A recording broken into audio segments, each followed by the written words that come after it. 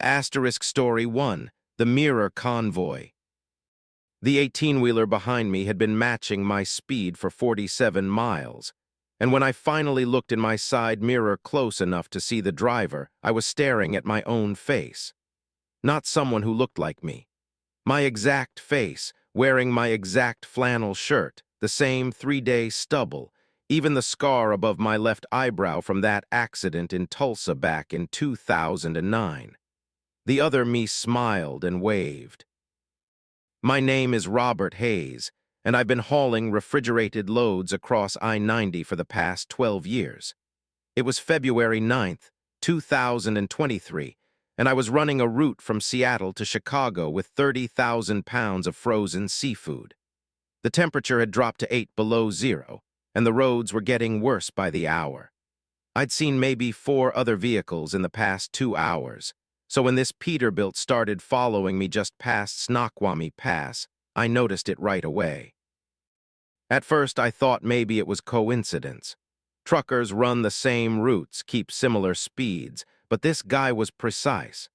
When I slowed down for black ice, he slowed down. When I sped up on clear stretches, he sped up. Exactly the same speed, not similar, exactly. My cruise control was set at 63 miles per hour, and according to my GPS, the truck behind me was maintaining a distance of exactly 200 feet for 47 miles. That's when I decided to get a better look at who was driving. I adjusted my side mirror, angling it to catch the cab behind me. The sun was setting, casting long shadows across the snow-covered mountains, but there was enough light. I could see into his cab clearly, and that's when my stomach dropped into my boots. The driver was me. Same face, same posture, same everything. He caught me looking, and his smile widened. Then he raised his right hand and tapped his CB radio, pointing at it. My CB had been off. I never used it much anymore since most communication moved to phones. But now it crackled to life even though I hadn't touched it. "Hey there, Robert," my voice said through the speaker. "You're probably wondering what's going on." I grabbed the handset, my fingers shaking. "Who the hell are you?" "I'm you," the voice said, and I watched in my mirror as the other me spoke into his handset, perfectly synchronized. "I'm what you'll be in about 400 miles, give or take." That doesn't make any goddamn sense. Doesn't it? The other me laughed, and it was my laugh, that same snort I make when I find something darkly funny. Think about it, Robert. What day is it? February 9th. And what day was it when you started this route? February 9th. I left Seattle at 4:30 this morning. Right, and it's now. He paused. 6:15 p.m. You've been driving for nearly 14 hours. Felt like longer, didn't it? It had. It felt like I'd been driving for days. I looked at my fuel gauge, still 3/4 full. That was impossible. I should have needed to refuel by now. You're starting to understand, the voice continued. This stretch of I-90 from Snoqualmie Pass to Spokane, it's not like other roads. Not in winter. Not when the temperature drops below 10 degrees and the sun sets at just the right angle. The road loops, Robert. And every time you complete the loop, another version of you starts it. I looked in my side mirror again. Behind the truck that looked like mine, there was another one, same model, same company logo. I couldn't see the driver, but I didn't need to. "How many?" I asked. Behind me, 17, behind them. More, I lost count, around 30. Behind them, we stopped looking after a while, it doesn't help. My mouth had gone dry. I reached for my water bottle and took a drink, and in the mirror the other me did the same. Same motion, same timing, not copying me, moving with me. "What happens when we reach Chicago?" I asked, though I already knew the answer. "We don't reach Chicago, Robert. We reach mile marker 427, and then we're back at mile marker 0. We've been doing this for a long time. some of us longer than others. I checked my odometer. Mile marker 394. 33 miles until I looped back. 33 miles until I became the truck behind me, watching a new version of myself realize what was happening. "There has to be a way out," I said. "You think you're the first to try?" The voice had an edge now, tired and sharp. "Truck number 8 tried driving off the road, flipped his rig in a ditch. You know what happened? He woke up at mile marker 0, starting the route again. Truck number 12 tried stopping completely, just parked on the shoulder and refused to move. Know what happened to him?" I waited. We drove past him, all of us. And when the last truck in the convoy passed, he was still sitting there. I could see him in my mirror. But then we came around again, started the loop fresh, and there he was, right back in position. Aisle marker 394, just like you, just like all of us. The sun had fully set now. My headlights cut through the darkness, illuminating the snow-covered road ahead. Behind me, 17 sets of headlights matched my own, perfectly spaced, perfectly synchronized. "Why are you telling me this?" I asked. "Because I remember being where you are. I remember the panic, the denial, the desperate hope that maybe I was hallucinating, that maybe I'd just been driving too long and needed sleep. But you're not hallucinating, Robert, and telling you doesn't change anything. You'll loop regardless. I just thought you deserved to know before it happens." Mile marker 401, 26 miles to go. I pressed harder on the accelerator. The truck surged forward, speedometer climbing. 65, 70, 75. The convoy behind me matched my speed exactly, the distance between us never changing. "Speeding doesn't work either," the voice said. "Neither does slowing down. We've tried everything, Robert, everything." I grabbed my phone, no signal. I'd had full bars an hour ago, but now there was nothing, not even searching, just blank, like the phone had forgotten what service was. "The loop exists outside," the voice explained. "Outside normal space, normal time. We're not really on I-90 anymore. We're on something that looks like I-90, that remembers being I-90 but isn't. Not really." Mile marker 410, 17 miles. I could see the other trucks more clearly now in my mirrors. All Peterbilts, all refrigerated loads, all carrying seafood from Seattle to Chicago, all driven by versions of me from previous loops, previous iterations. I tried to see the truck behind the one directly behind me, tried to see if that driver looked like me too, but the headlights were too bright. "How long have you been looping?" I asked. "I stopped counting after 300 times, that was." He paused, calculating. "Hard to say. Time gets weird when you're looping. Inside the loop, it's always February 9th. Always 6:15 p.m. heading towards 6:42 p.m., which is when you hit mile marker 427 and reset. But outside, if there still is an outside, could be days, could be years, we don't know." "Someone must have noticed," I said. "Missing person reports, my family, the company." "Maybe they did, maybe they didn't. Maybe outside the loop you're still making your delivery right on schedule. Maybe out there you never entered the loop at all. We don't know, Robert, we can't know. All we have is this: the road, the convoy, the loop." Mile marker 418, 9 miles. I started to feel it then. A pulling sensation, like gravity was shifting, reorienting. The truck wanted to complete the loop. I wanted to complete the loop. It felt natural, inevitable, like water flowing downhill.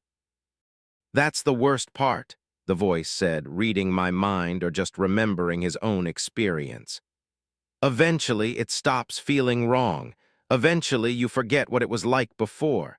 The loop becomes your entire existence. You wake up at mile marker 0. You drive to 427, you reset, that's all there is, that's all there ever was." I won't let that happen, I said, but my voice sounded hollow even to me. You will, we all did. I'm you, remember.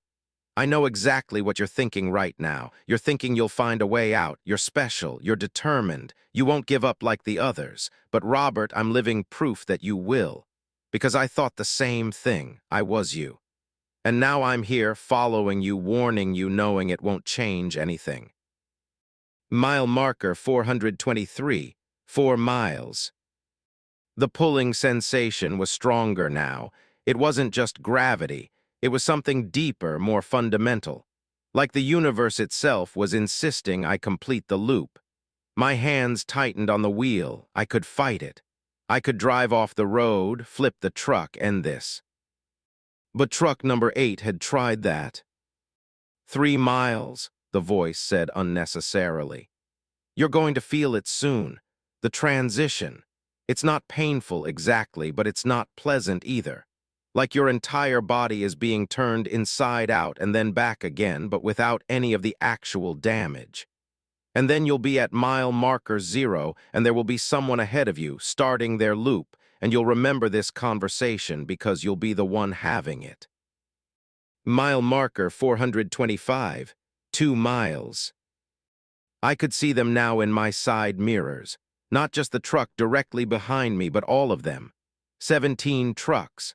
17 versions of me, all wearing the same flannel shirt, all with the same expression.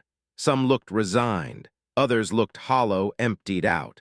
One was crying, tears streaming down his face that was my face. How many loops had that one completed? How many times had he reset, driven, reset again? 1 mile, the voice said. Hey, Robert, when you're me, when you're the one following the next you, be kind, warn them like I warned you.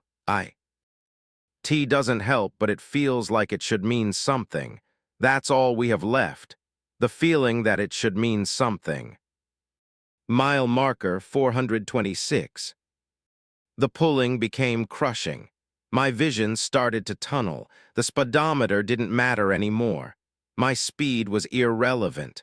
The truck was moving toward mile marker 427 because that's what it did.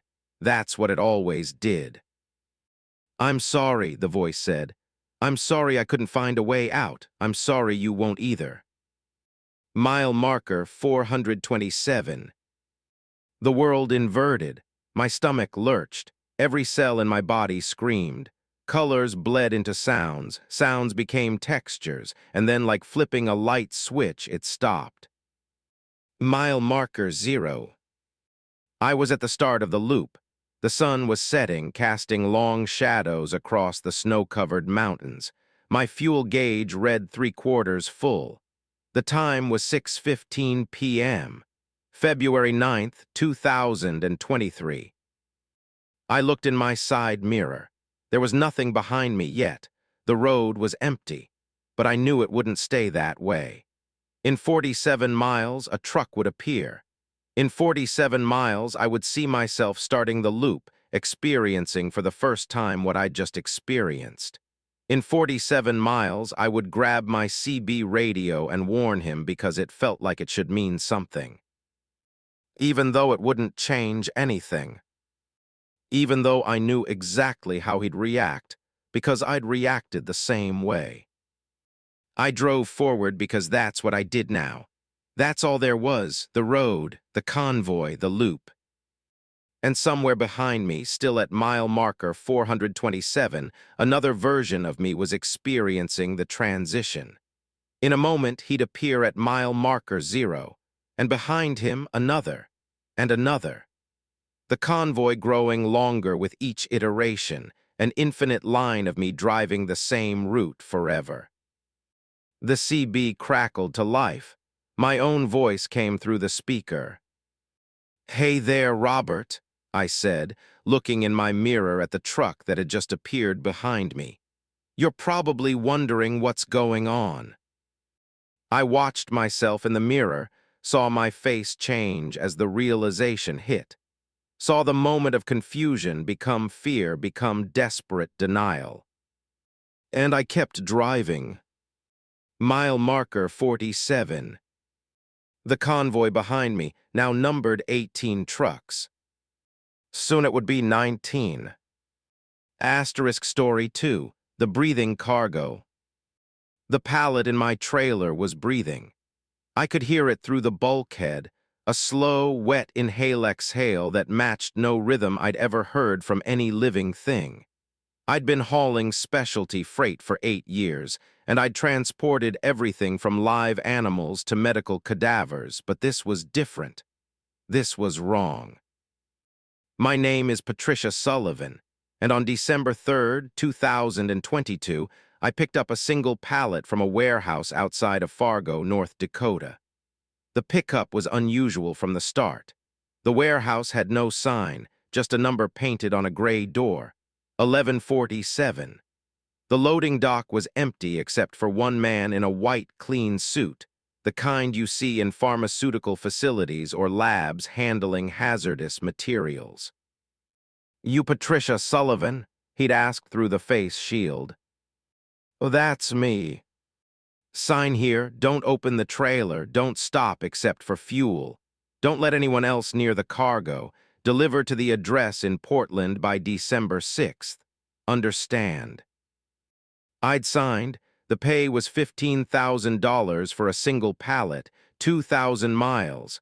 I'd transported more dangerous loads for less money. I didn't ask questions. He'd loaded it himself with a pallet jack. One wooden pallet, maybe 4 feet by 4 feet, wrapped completely in black plastic sheeting. It looked like it weighed maybe 300 pounds based on how the pallet jack handled it. He'd strapped it down in the center of my 53-foot trailer, secure and isolated. "Remember," he'd said before closing the trailer doors, "don't open it, don't stop." I'd driven out of Fargo with a full tank and a thermos of coffee, planning to make it to Billings before I needed fuel. The route was simple. I-94 west to I-90, straight shot across Montana and Idaho, then south through Oregon to Portland. Maybe 40 hours of drive time if I pushed it hard and minimized stops. The breathing started somewhere in eastern Montana, about 6 hours into the haul. At first I thought it was the trailer settling, metal expanding and contracting with temperature changes. But the sound was too regular, too biological. Inhale, exhale, inhale, exhale, about 8 seconds per cycle, slow and deep.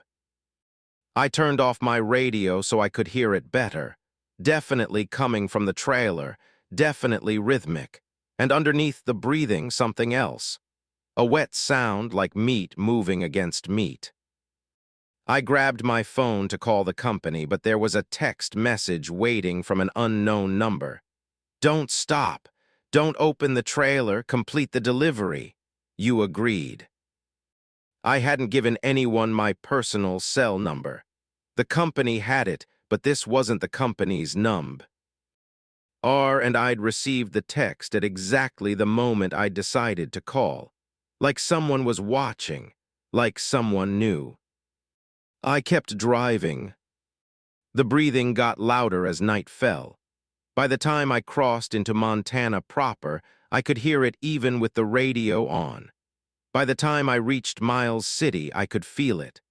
A pressure against the bulkhead, rhythmic and insistent, like whatever was in that trailer was pressing against the wall separating us. At the truck stop in Billings, I fueled up without leaving the cab. Pay at the pump. I didn't want to go to the back of the trailer. Didn't want to see if the doors were bulging outward with each breath. Didn't want to know if the black plastic wrapping was still intact. But I looked anyway. The trailer looked normal, doors closed and sealed. No visible damage.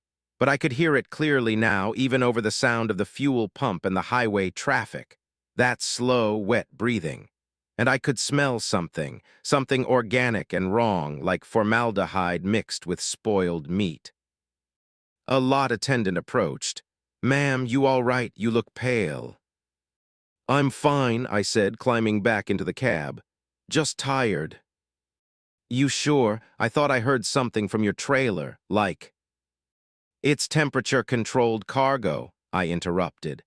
Compressor makes weird noises, nothing to worry about. He looked uncertain but nodded. I pulled out of the truck stop fast, maybe too fast, tires squealing slightly on the cold pavement. My phone buzzed. Another text from the unknown number. Good, keep going. Only 32 hours to delivery. I'd been driving for 9 hours. How did they know exactly when I'd fueled up? How did they know my location? The breathing changed rhythm after Billings. Faster now. 10 seconds per cycle instead of 8. And the wet sound underneath had become more pronounced. It sounded like something was moving in there, shifting position, rearranging itself. I cranked the radio as loud as it would go, trying to drown it out.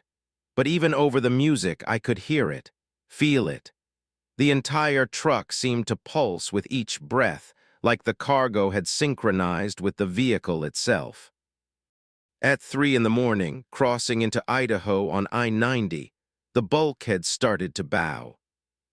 I saw it in my headlights, reflected in the instrument panel. The metal wall separating the cab from the trailer, usually flat and rigid, was curving inward slightly, flexing, breathing. I pulled over on the shoulder, hands shaking. This was insane. This was impossible. Pallets didn't breathe. Cargo didn't move. I needed to open the trailer, see what was really back there, document it, call the authorities. My phone rang before I could unbuckle my seatbelt. Don't, a voice said, male, calm. Don't open the trailer, Patricia. You won't survive if you do. Who is this? What the hell am I transporting? Something that needs to reach Portland. Something that will pay you very well if you complete the delivery. Something that will kill you if you don't. I'm calling the police. Your phone only works because we allow it to work. You're being tracked by 17 different systems. Your location, your speed, your biometrics. We know your heart rate just spiked to 132 beats per minute. We know you're scared, that's normal, but you need to keep driving. I looked around. The highway was empty, no other vehicles, no lights except my own. What is it? Does it matter? You're already exposed. Opening the trailer now won't change that, but delivering it will ensure you're treated. There's a protocol. The money you're being paid includes lifetime medical monitoring. Complete the delivery and you live. Fail and you'll be dead within a week, possibly less. Exposed to what? Drive, Patricia, 28 hours to Portland. We'll talk again if you deviate from the route. The line went dead. I sat there for maybe 2 minutes, maybe 10. Time had stopped making sense. Then I put the truck in gear and started driving again because what else could I do? The breathing was much louder now, and the bulkhead wasn't just bowing anymore. It was rippling. I could see waves moving across the metal surface, like something on the other side was pressing against it with multiple appendages, exploring, testing. At dawn, passing through the Idaho panhandle, I started to feel sick, nauseous, feverish. My skin felt wrong, too tight in some places, too loose in others. I checked my face in the mirror and saw my pupils were dilated, the whites of my eyes slightly bloodshot. Another text, symptoms are normal, continue to Portland, treatment is waiting. The sun rose and the breathing got faster, 6 seconds per cycle now, and the wet sounds had become something else. Whispers. I couldn't make out words, but I could hear the cadence of speech, the rhythm of language. Something in the trailer was trying to communicate. I drove faster, pushed the truck to 80 miles per hour on the Strag. HTS barely slowing for curves. The load limits and speed laws didn't matter anymore. Getting to Portland mattered. Getting treatment mattered. Not dying mattered. By noon, crossing into Oregon, the whispers had become screaming. Not humans screaming, something else. Something that had too many voices layered together, creating harmonics that made my teeth ache and my vision blur. And the bulkhead was actively deforming now. The metal was stretched thin in places, bulging inward, and through the thinnest spot, I could see something dark moving underneath. Something wet and glistening and absolutely not supposed to exist. My skin started to itch, not surface itching, deep itching like something was moving under my dermis, rearranging my cellular structure. I looked at my hands and saw the veins were darker than normal, almost black, and they were moving, pulsing, not with my heartbeat but with the breathing from the trailer. "Oh God," I whispered. "Oh God, oh God, oh God." The phone rang again. 16 hours, Patricia, you're doing well. The synchronization is progressing faster than expected, but that's not necessarily bad. It means you're compatible. It means the treatment will take. Treatment? My voice was hoarse, raw. What treatment? What the fuck is happening to me? You're becoming a host. Temporary, of course.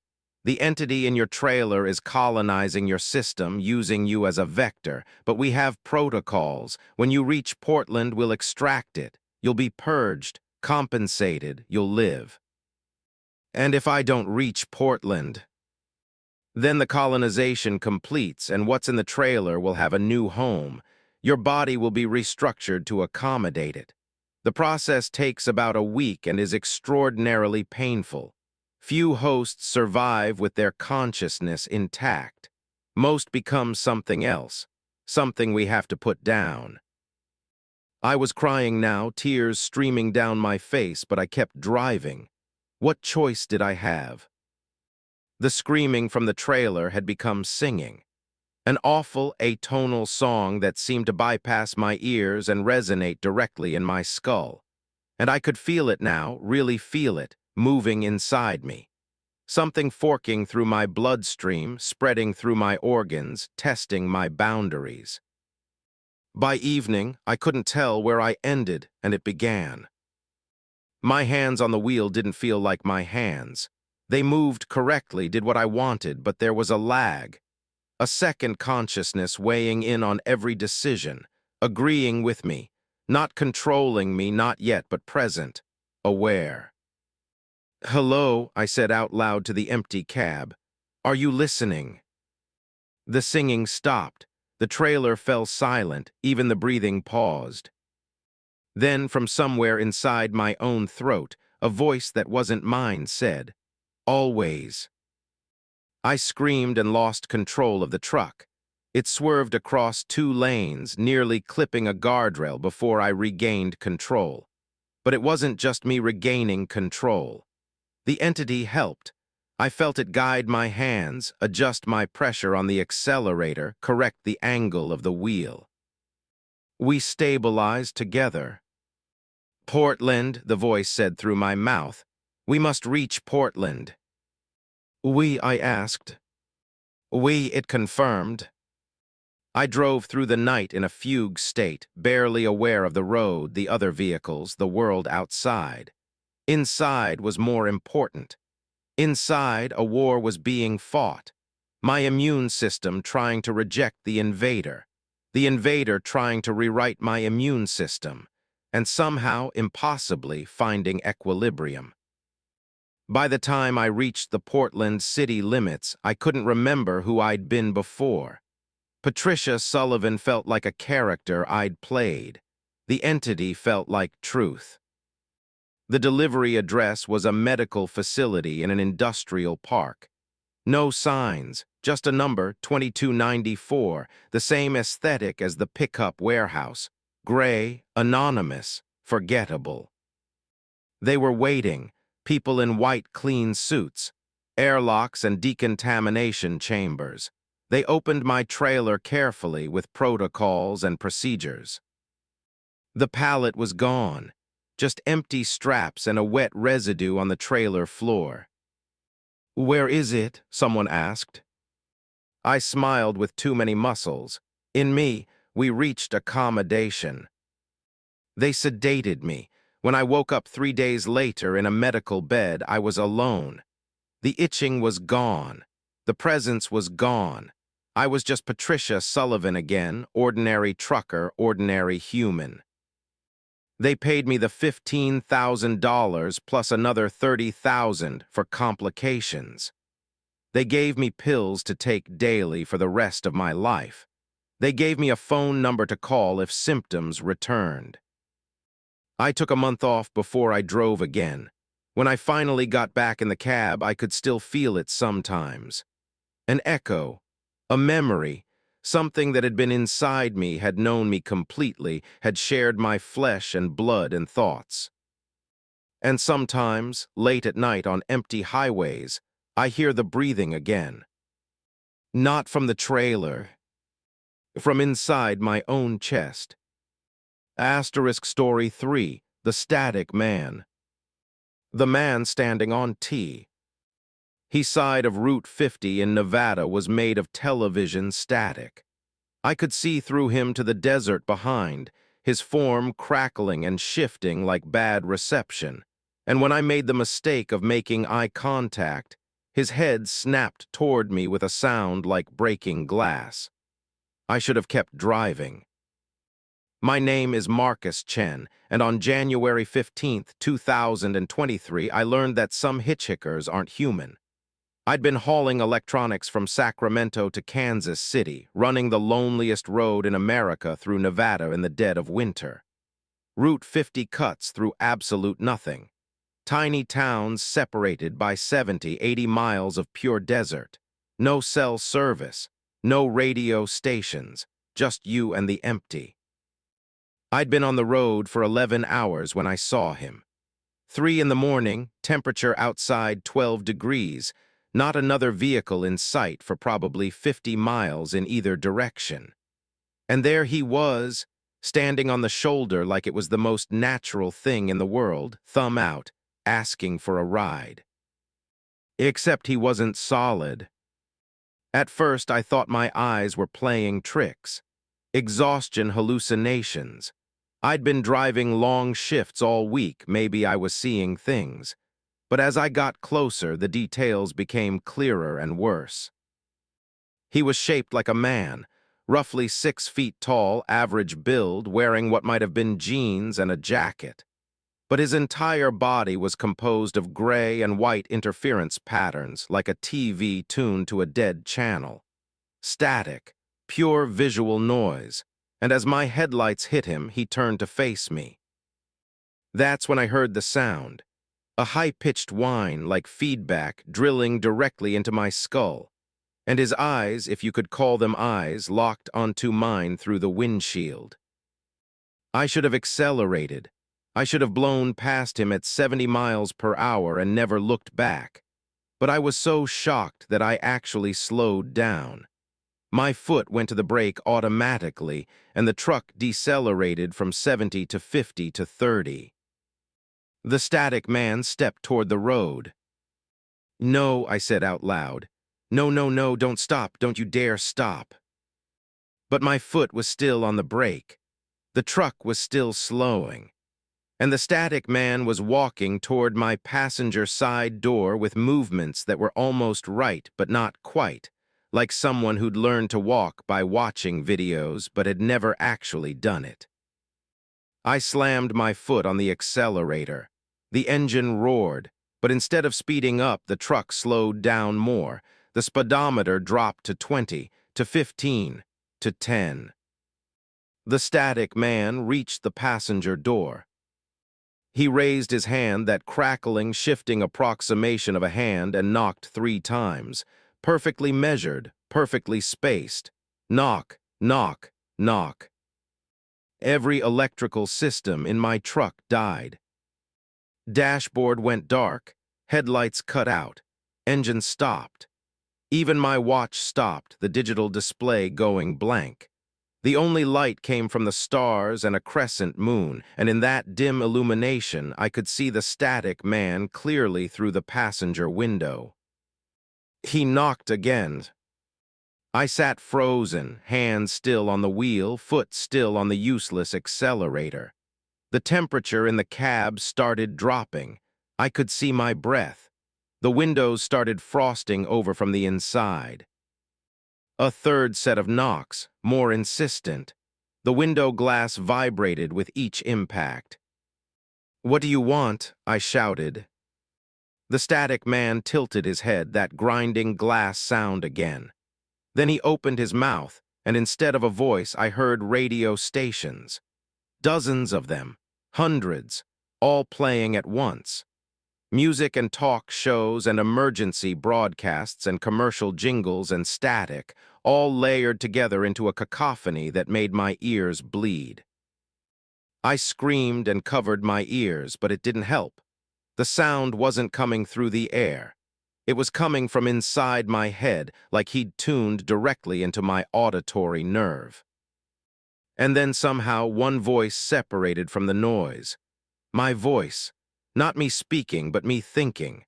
My internal monologue broadcast back at me with a 3-second delay. "Make it stop, oh God, make it stop. What is it? What does it want? Why won't it?" The static man pressed his hand against the window. The glass didn't break. It dissolved. Pixels of glass turning into pixels of static, the boundary between truck and outside world disappearing. Cold air rushed in, so cold it burned my lungs. And with the cold came the smell. Ozone and copper and something else, something that smelled like the space between radio stations, that peculiar emptiness. The static man reached toward me. I jerked back, pressing myself against the driver's side door, fumbling for the handle. But the door wouldn't open. The locks were engaged, dead with the electrical system, and I'd forgotten where the manual override was. His hand entered the cab, not through the dissolved window, through the space where the window had been. And where his static flesh touched the interior of the truck, reality broke down. And the dashboard started to pixelate. The seats started to flicker. The very air took on a granular quality, like I was sitting inside a low-resolution photograph.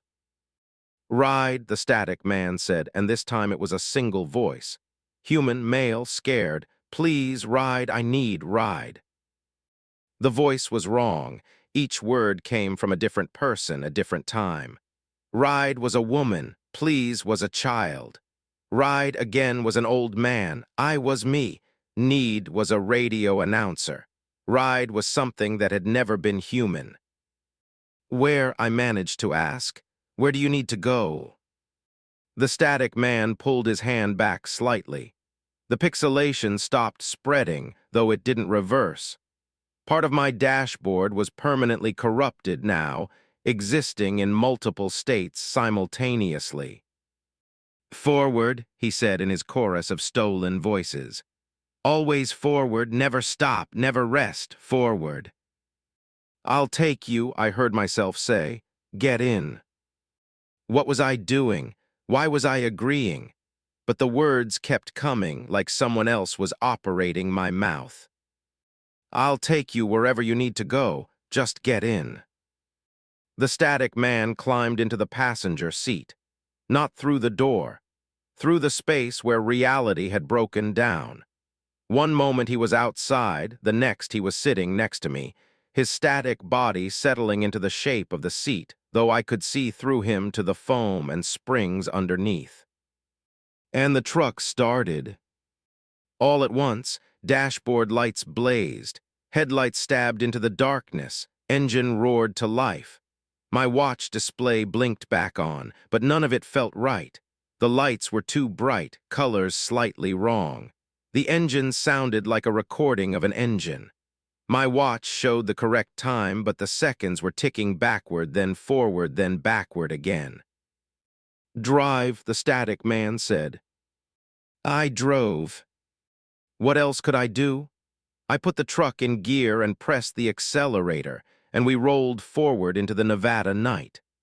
The static man sat motionless beside me, crackling softly, broadcasting fragments of radio shows from decades past. Mile marker 73, then 74, then 75. "What are you?" I asked. The static man turned to look at me. His face was a void of interference patterns, but I could feel his attention like heat. "What are you?" he asked back in my own voice, recorded from 3 seconds ago. "I'm Marcus Chen. I'm a truck driver, I'm human." "Human," he repeated in a little girl's voice. Then in my voice, "Human." Then in a voice like grinding metal, "Human." Were you, human?" "Was," he said. "AM will be signal, found, lost, repeat." He wasn't making sense, or maybe he was and I couldn't understand. I kept driving because stopping seemed worse. Mile marker 83. The desert stretched out endlessly on both sides, illuminated only by my headlights. The headlights that were too bright, shining further than they should, revealing details in the distance that should have been invisible. I could see a town ahead, lights on the horizon, but according to my GPS, which was also wrong now, showing roads that didn't exist and places with names like Station 7 and Relay Point and Null, the next town was 40 miles away. "Is that where we're going?" I asked, pointing at the lights. The static man looked. "No, yes, maybe, signal unclear, interference, too much interference, can't tune, can't find, lost the frequency." The lights got closer, but as we approached, I realized they weren't town lights. They were other trucks. Dozens of them, hundreds, all parked on both sides of the highway, forming a corridor of vehicles that stretched for miles, and they were all dark, empty, abandoned. "What is this?" I whispered. "The others," the static man said. "They stopped. We don't stop, never stop. Stopping is death. Death is stopping. Forward is life. Life is forward." I looked at the abandoned trucks as we drove past. Every make and model. Some looked new. Some looked ancient, rusted out, decades old. And in the driver's seat of each one, I could see static. Shapes made of interference patterns, frozen in place, their hands on steering wheels, their faces pointing forward, waiting for something that would never come. "Did you do this?" I asked. "They did, they stopped. I asked for ride, they stopped. Stopping breaks the signal. Broken signal is lost signal. Lost signal is static. Static is death." We were past the abandoned trucks now, back in empty desert. But I could still see them in my mirrors, stretching behind us like a graveyard. Mile marker 97. "How long have you been hitchhiking?" I asked. The static man tilted his head. "Since the broadcast began, since the signal started, 1952, 1953, 1954, numbers, years, meaningless, time is distance, distance is time, I travel both." "You've been hitching rides for 70 years. "More or less, simultaneously, I exist between the stations, between the channels, in the white noise, in the space where S. Ignals cross, I am the ghost in the transmission, the lost broadcast, the message that never arrived." My hands were shaking on the wheel. "What happens if I stop?" The static man reached out and touched my shoulder. Where his hand made contact, my flesh began to pixelate. I could feel my cells losing cohesion, becoming noise, becoming static. The sensation was indescribable, not pain exactly. Dissolution, erasure, becoming less. "Don't," he said simply. I understood. As long as I drove, I stayed solid, stayed real. But if I stopped, I'd become like the others. Another frozen statue of static, waiting by the roadside for a ride that would never come. Mile marker 112. The sky was getting lighter, dawn approaching. But the sun that rose wasn't the right sun. It was pixelated, a low-resolution circle of light, and it cast shadows that moved independently of their objects. "I need fuel," I said. "Eventually I'll need fuel, need to stop." "Fuel is irrelevant. Truck runs on signal now. Signal is infinite. Signal is eternal. You are the receiver. I am the broadcast. Together we continue. Forward, always forward." I looked at my fuel gauge, still full. Had been full for the last 100 miles. Impossible. But then again, everything was impossible now. Mile marker 127. The road ahead was changing. The asphalt was breaking apart into pixels, then reforming, then breaking apart again. The yellow lines were flickering like bad video, and in the distance I could see something massive. A tower. No, an antenna. No, something else. Something that hurt to look at directly. "What is that?" I asked. "Home," the static man said. "Source, the transmission point, where the signal originates, where all signals originate, the station between stations." "Are we going there?" "You are, I am. We are, must deliver the signal, must complete the broadcast, must forward the message." "What message?" The static man turned to me fully, his entire body facing mine, and for a moment I could see through the interference patterns to something underneath. A face, human, terrified, mouth open in a scream that had lasted 7 decades. "Help," he said in 100 voices simultaneously. "Help us, trapped in the broadcast, trapped in the signal, can't stop transmitting, can't stop receiving, stuck between, forever between, help." And then I understood. He wasn't a ghost or a monster or an alien. He was a person. Someone who'd stopped to help a hitchhiker like him 70 years ago and been absorbed into something vast and wrong. Something that existed in electromagnetic fields, something that traveled along radio waves and power lines, and now, somehow, through the loneliest road in America. Mile marker 154. The antenna tower was massive now, rising from the desert like a metal mountain, covered in dishes and receivers and transmitters, all broadcasting static. And around its base I could see thousands of vehicles. Cars and trucks and buses and RVs all abandoned, all containing static shadows of their drivers. "I won't stop," I said. "I'll drive past it, I'll keep going, you can't make me stop." "True," the static man agreed. "Can't make you, but you will, they all do. Eventually, the signal is too strong, too loud, too clear, you'll want to stop, want to join, want to become part of the broadcast." He was right, I could feel it already.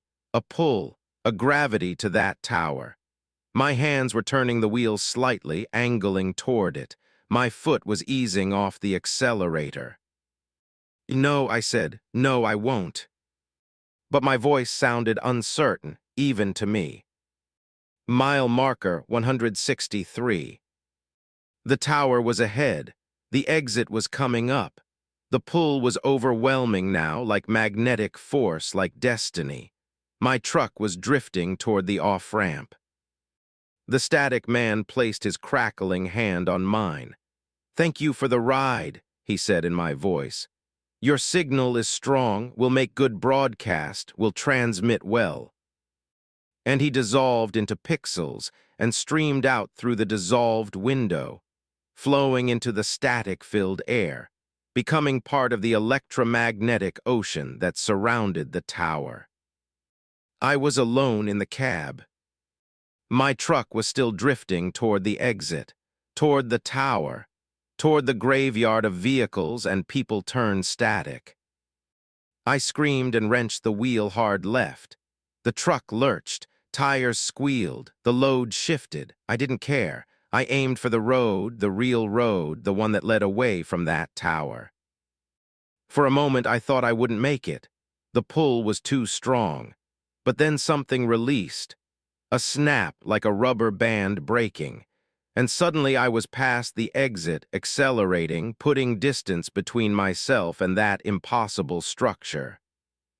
Mile marker 170, 180, 190. The sun normalized. The road solidified.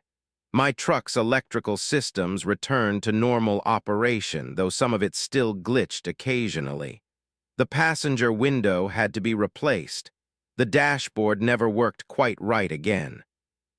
I made it to Kansas City THR. Days late, told them mechanical trouble, they accepted it. I still drive Route 50 sometimes. Can't avoid it forever, it's part of my regular routes. But I drive it during the day now, never at night, and I never ever pick up hitchhikers. But sometimes when I'm alone on that stretch of road, my radio picks up something. A voice, my voice, saying help, trapped in the broadcast. And I know that somewhere, somehow, part of me stayed behind. Part of me is still there, standing on the roadside made of static, asking for a ride. Asterisk story 4. The mile THAT doesn't end. Mile marker 337 on I-70 in Kansas lasted for 19 hours and 42 minutes. I counted every second of it, watching my odometer stay frozen while the landscape repeated itself in subtle variations. And by the time I finally crossed into mile marker 338, I was someone different than who I'd been when I entered. My name is James Booker, and I used to think infinity was a math concept. Now I know it's a place, and I've been there. It was November 27th, 2023, 3 days after Thanksgiving. I was hauling frozen turkeys from a distribution center in Denver to a grocery chain in St. Louis. The irony wasn't lost on me. I'd spent Thanksgiving alone in a motel outside Colorado Springs, eating gas station sandwiches, and now I was transporting a trailer full of birds that other people would eat with their families next year. The weather was shit. Ice storm warnings across the plains. Temperature hovering right at 32 degrees, that perfect zone where everything becomes lethal. Freezing rain turning I-70 into a skating rink. Smart truckers had pulled over to wait it out. I wasn't smart. I was broke. I needed this delivery bonus. I entered mile marker 337 at 11:47 p.m. I know the exact time because I was checking my clock obsessively, calculating how many miles I had left, how fast I could safely drive, whether I'd make the delivery window. The mile marker sign appeared in my headlights, 337, standard green sign, nothing unusual about it. I passed it and kept driving. 60 seconds later, my odometer should have rolled over to 338. It didn't. It stayed at 337 miles. I figured it was a glitch. Digital displays fail sometimes, especially in extreme cold. But then I saw it ahead, another mile marker sign. 337. Same sign, same placement, same reflective green. That's not possible, I said out loud. I passed the sign. 60 more seconds of driving. Odometer still reading 337, and ahead in my headlights another sign. 337. I slowed down, pulled over to the shoulder, or tried to, but the shoulder didn't exist. The edge of the road just continued. Pavement extending into darkness with no visible boundary. I could see the center line. I could see the lane markers. But where the shoulder should have been, there was just more road fading into black. I stopped the truck, put it in park, sat there trying to understand what I was seeing. The landscape outside was Kansas, flat, empty. The occasional fence post, the occasional tree. But as I watched, I realized it was repeating. That fence post, I'd seen it before. That tree with the broken branch, I'd seen it 3 times now. I grabbed my phone, no signal. I'd had full bars 10 minutes ago. Now nothing, not even searching. The phone just displayed no service, like service was a concept it had forgotten. I tried the CB radio. Static, pure white noise on every channel. I keyed the mic. "This is Big Bird hauling to St. Louis. Anyone copy?" My voice disappeared into the static without even an echo. I got out of the truck. The cold hit me like a physical force. The freezing rain was still falling, coating everything in ice, but something was wrong with it. The rain was falling at exactly the same angle everywhere, every drop perfectly parallel. No variation for wind or air currents, just perfectly uniform precipitation. I walked to the back of my trailer. My footsteps crunched on ice that immediately reformed behind me, erasing my tracks. I checked the trailer doors, sealed and locked, cargo intact. I walked to the front of the truck. The headlights illuminated the road ahead, showing me the same stretch of highway, the same fence post, the same tree, repeating. And ahead, maybe 200 yards, I saw my own tail lights. My truck, my trailer, same company logo, same license plate, parked on the shoulder that didn't exist. I walked toward it. As I got closer, I could see myself in the driver's seat looking at my phone, the same confused expression I'd had 2 minutes ago. I watched myself try the CB radio, watched myself get out of the truck. I was watching my past self from 2 minutes ago. "Hey," I shouted. "Hey, over here." Past me didn't hear, or couldn't hear. He walked to the back of his trailer, checking the doors, and I realized he was about to walk to the front, about to see his own taillights ahead, about to see me. But Hen he walked to the front of his truck. He didn't see me. He looked right through me, or I wasn't there for him, or we existed in different iterations of the same moment. He started walking toward what would be his future self. What would be me? And I watched him fade into the darkness about 50 yards out, disappearing like he'd walked through an invisible curtain. I ran back to my truck, got in, put it in gear, started driving again because staying still was clearly insane. Mile marker 337. I passed it doing 40 miles per hour, counted to 60. Mile marker 337, counted to 60. Mile marker 337. I accelerated 50 miles per hour, same result, 60, 70, 80. No matter how fast I drove, every 60 seconds I passed an identical mile marker 337 and my odometer never changed. I was trapped in a single mile of highway, looping forever. I drove for an hour, passed mile marker 337 60 times. The landscape never changed. The rain never changed. The time never changed. My clock had stopped at 11:47 p.m. At some point, I started seeing other vehicles. A sedan, Ford Taurus, blue, parked on the shoulder that didn't exist, empty. I slowed down to look inside, no driver, no passengers, but the engine was running. I could see exhaust vapor. The headlights were on. I kept driving. A pickup truck, Chevy Silverado, red, also parked, also empty, also running.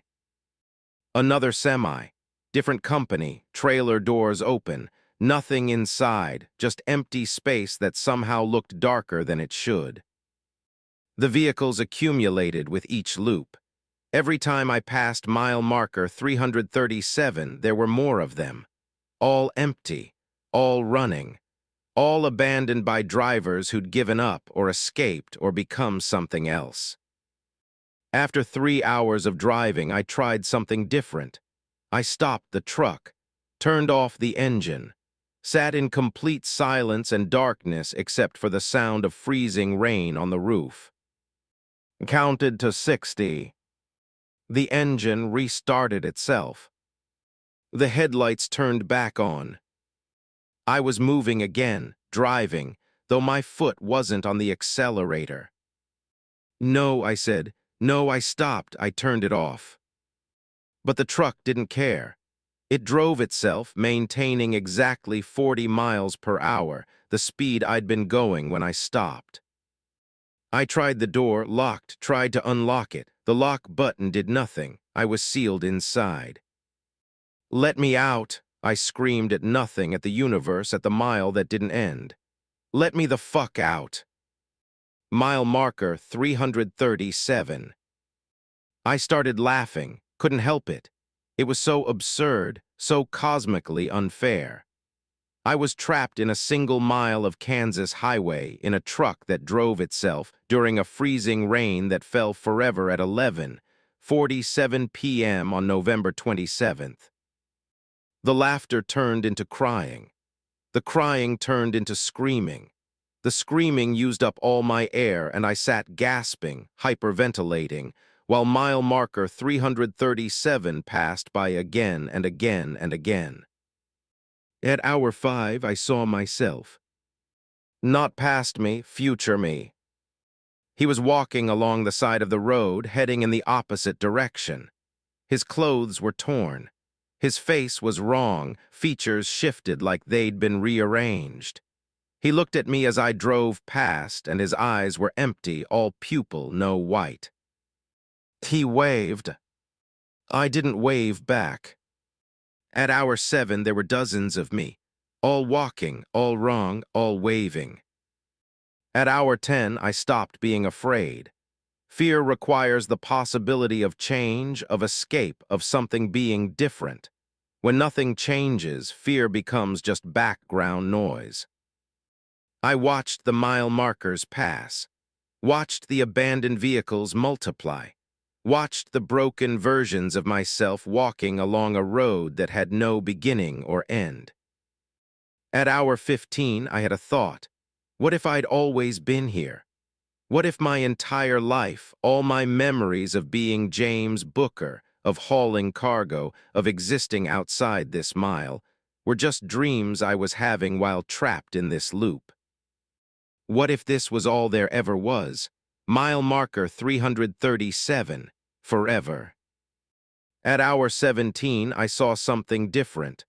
Another truck, but this one was moving, heading in the opposite direction. It passed me, and for just a moment we were side by side.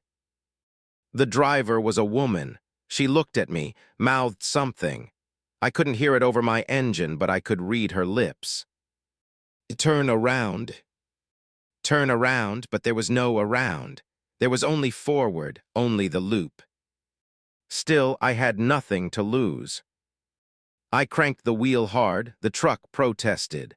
Tires screamed, the trailer jackknifed. I was going to flip it, going to roll, but I kept turning, forcing the vehicle into an impossible maneuver.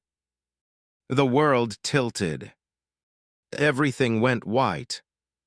And then I was back on I-70, passing mile marker 338, my clock showing 7:29 a.m., November 28th. 19 hours and 42 minutes after I'd entered mile marker 337. I pulled over immediately, checked my phone, full signal, called my dispatcher. Booker, where the hell have you been? Your GPS has been dead for almost 20 hours. We thought you crashed. There was weather. I had to stop, wait it out. For 20 hours, in Kansas. Yeah, I said, because what else could I say? Bad storm. I made the delivery 6 hours late, lost the bonus, didn't care. But I can't stop thinking about it. Mile marker 337, the loop, the abandoned vehicles, the broken versions of myself. And I can't stop thinking about the woman in the other truck. The one who told me to turn around, she was there too, in the loop, which means she escaped the same way I did. Which means she's still out there, driving, knowing what I know. I've tried to find information about mile marker 337 on I-70. There's nothing unusual about it. Just a regular mile marker in a regular stretch of highway. No accidents, no anomalies, nothing. But I know what happened. I lived through 19 hours and 42 minutes of infinity. And sometimes, late at night when I'm driving that stretch, I see them. The abandoned vehicles from the loop. They're there for just a moment, visible in my peripheral vision, then gone when I try to look directly at them. The mile remembers. And I think part of me is still there, walking along that impossible road, waving at each new driver who enters the loop.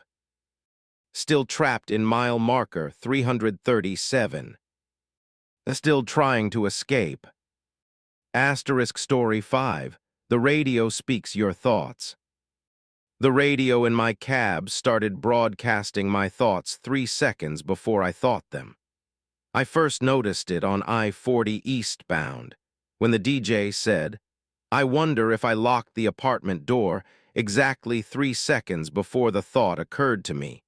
And by the time I reached Memphis, the radio was predicting my suicide attempt before I'd consciously decided to make it.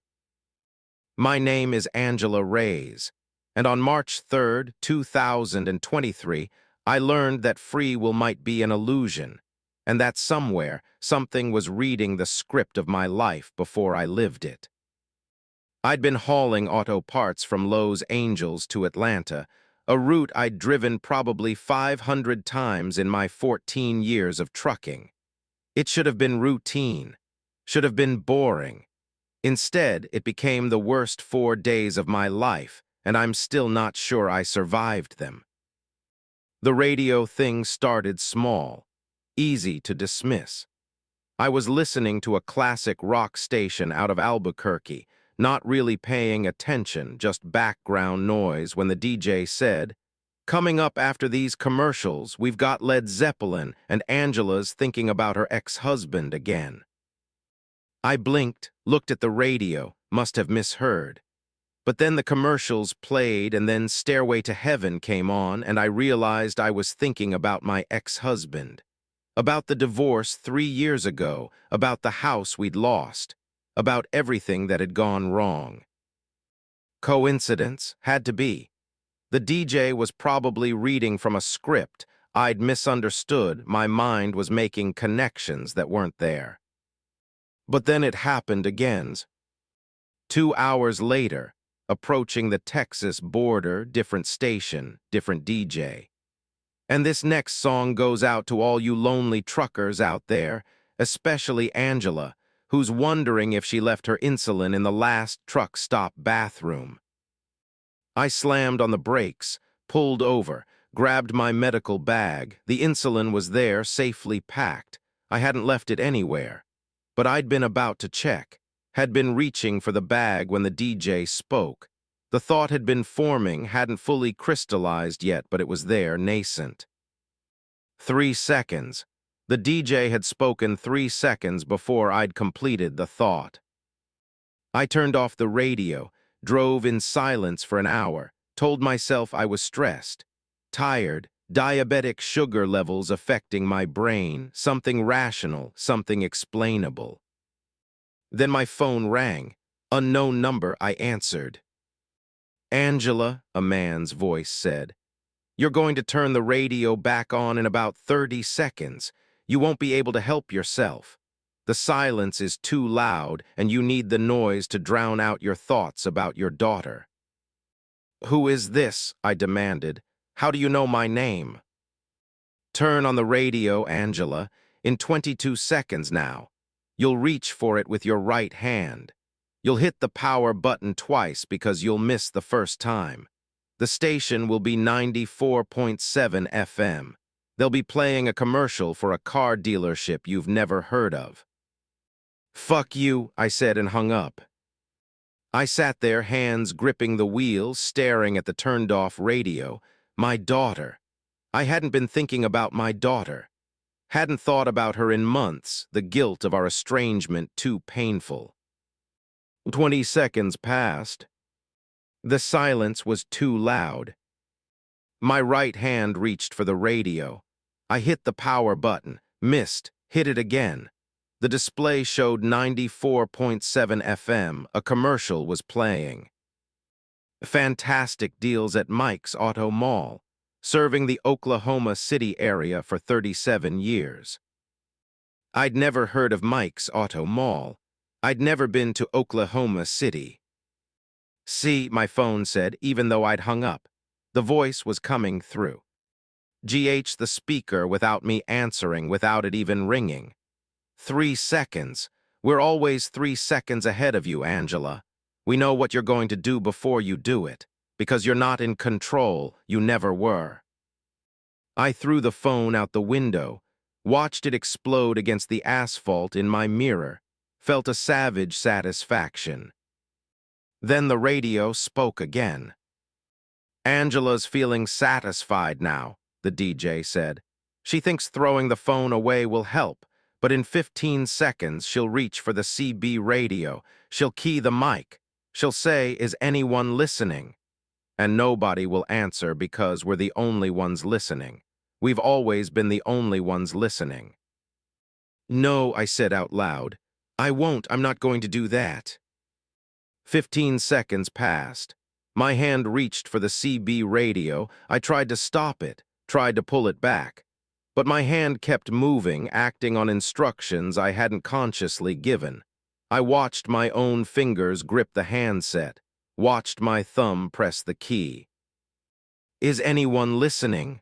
My voice said, but I hadn't decided to speak. The words just came out automatic, predetermined. Static, no response. Nobody's listening, Angela, the radio said. Because this isn't real communication. You're not reaching out. You're following a script. Every word you say, we said it first. Every thought you have, we thought it first. You're 3 seconds behind your own life, experiencing events that have already been decided. I started crying, couldn't help it. The tears came automatically, right on schedule, probably predicted 3 seconds earlier. And now Angela's crying, the DJ confirmed. She'll cry for approximately 4 minutes, then she'll wipe her eyes. Then she'll notice the mile marker ahead, 247, and she'll think about killing herself. She'll think about driving into the concrete barrier at 80 miles per hour. She'll think about how the impact would feel, how the metal would crumple, how her body would break. Stop, I whispered. She'll say stop at exactly this moment, the radio continued. But she won't stop driving, won't stop listening, because somewhere deep down she wants to know. She wants to understand how we know. She wants to see if we're right about the suicide. Mile marker 247 appeared ahead. The thought occurred, I could drive into the barrier, end this, end everything. But the thought wasn't mine. It was the radio's, planted 3 seconds ago. And now I was thinking it, experiencing it, believing it was my own organic thought. Was any thought my own? Or was everything just echo, just delayed response to signals I couldn't perceive? My hands turned the wheel slightly. The truck drifted toward the barrier. 15 feet, the radio said. 10 feet, 5 feet, and she'll correct, she'll pull back, she'll survive this time. My hands corrected. The truck swerved back into the lane. I hadn't decided to do it. It just happened, automatic, predetermined. Who are you? I screamed at the radio. What are you? We're the station between stations, the radio replied, and the voice wasn't the DJ anymore. It was multiple voices, overlapping, harmonizing. We broadcast from 3 seconds in your future. We see the script before you perform it. We read the lines before you speak them. We are the inevitable, Angela. We are destiny. That's not possible. The future isn't written. Isn't it? Then why can we predict your every move, every thought, every breath? You'll inhale in 2 seconds, deep breath. You'll hold it, let it out slowly. There, see. We're always right because the future is already here. You're just experiencing it on delay.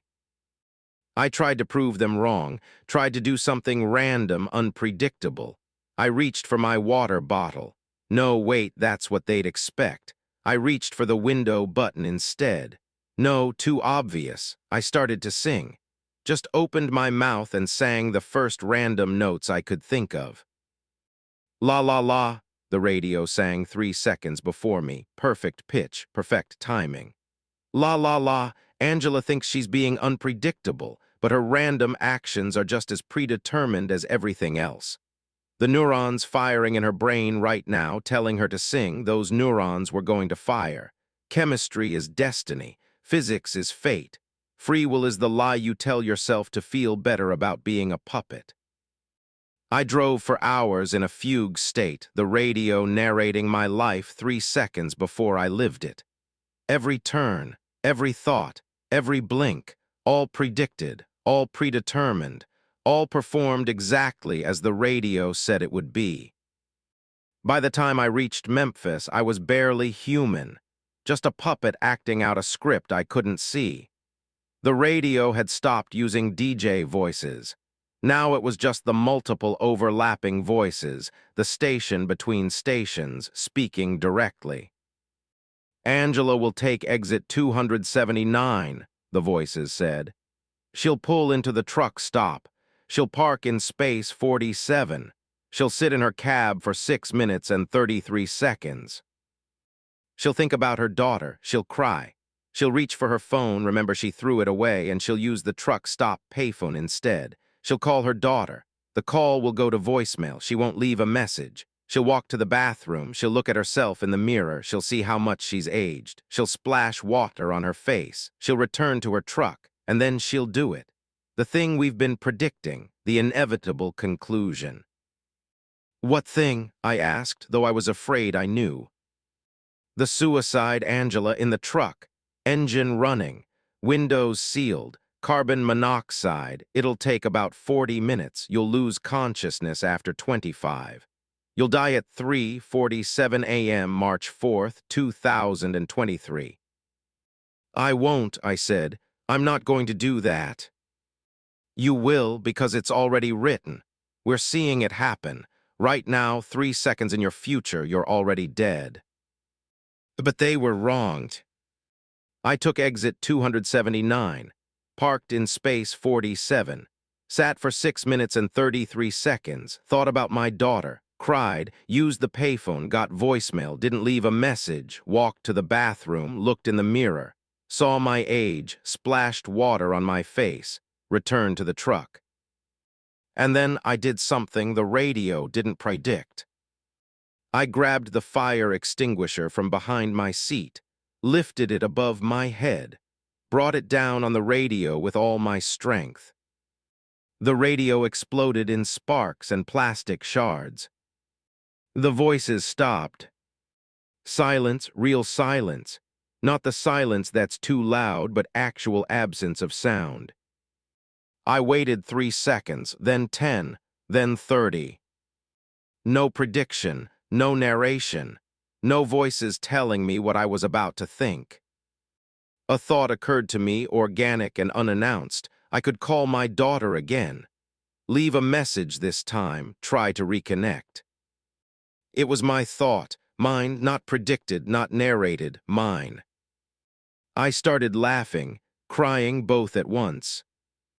I'd done something unpredictable, something the voices hadn't seen coming, which meant either they'd been lying about seeing the future or destroying the radio had changed the future, or the future was never as fixed as they claimed. I spent that night in the truck stop, engine off, windows open, very much alive. In the morning, I bought a new phone, called my daughter, left a message. She called back 3 hours later. We talked for 20 minutes. It was awkward, painful, but it was real.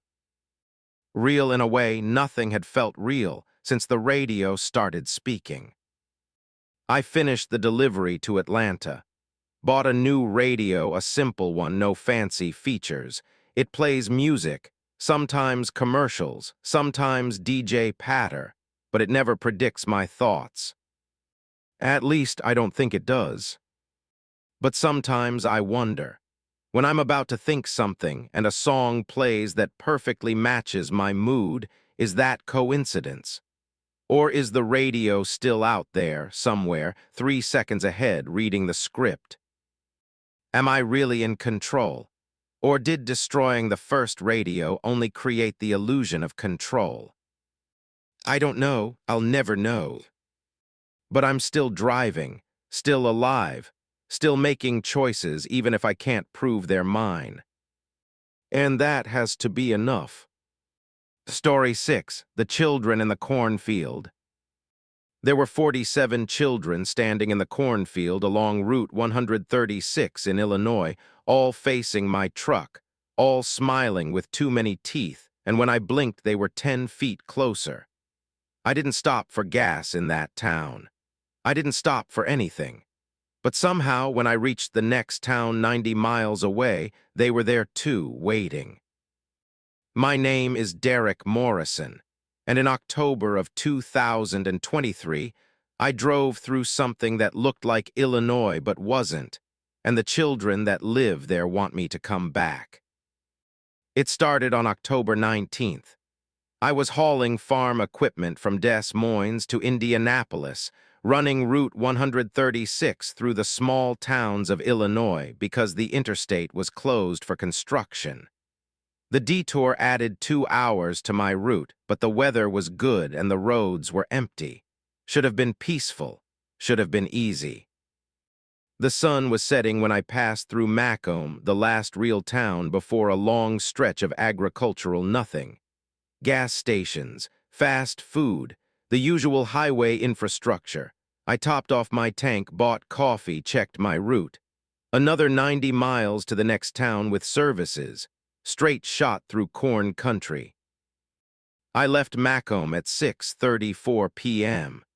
The sun was a red disk on the horizon, turning the cornfields on both sides of the road into an ocean of gold and shadow, beautiful in that empty prairie way. I had music playing. I was relaxed. I wasn't expecting anything strange. The children appeared at 7:03 p.m., right when the sun finished setting and the corn turned black against the deepening blue sky. At first, I thought they were scarecrows. It was late October, harvest season, and farmers do weird decorations for Halloween. But as my headlights swept across I saw them move, slight movements, a head turning, an arm lowering, small movements, but definitely movements. I slowed down, counted them. 47 children ranging from maybe 6 years old to 12, standing in a perfect line along the edge of the cornfield, maybe 10 feet back from the road. All wearing similar clothes, old-fashioned clothes, overalls and plain dresses like something from the 1940s.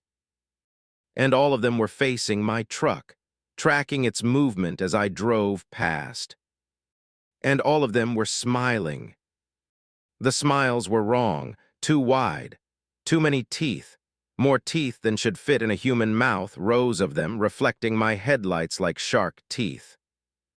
I accelerated, looked in my side mirror.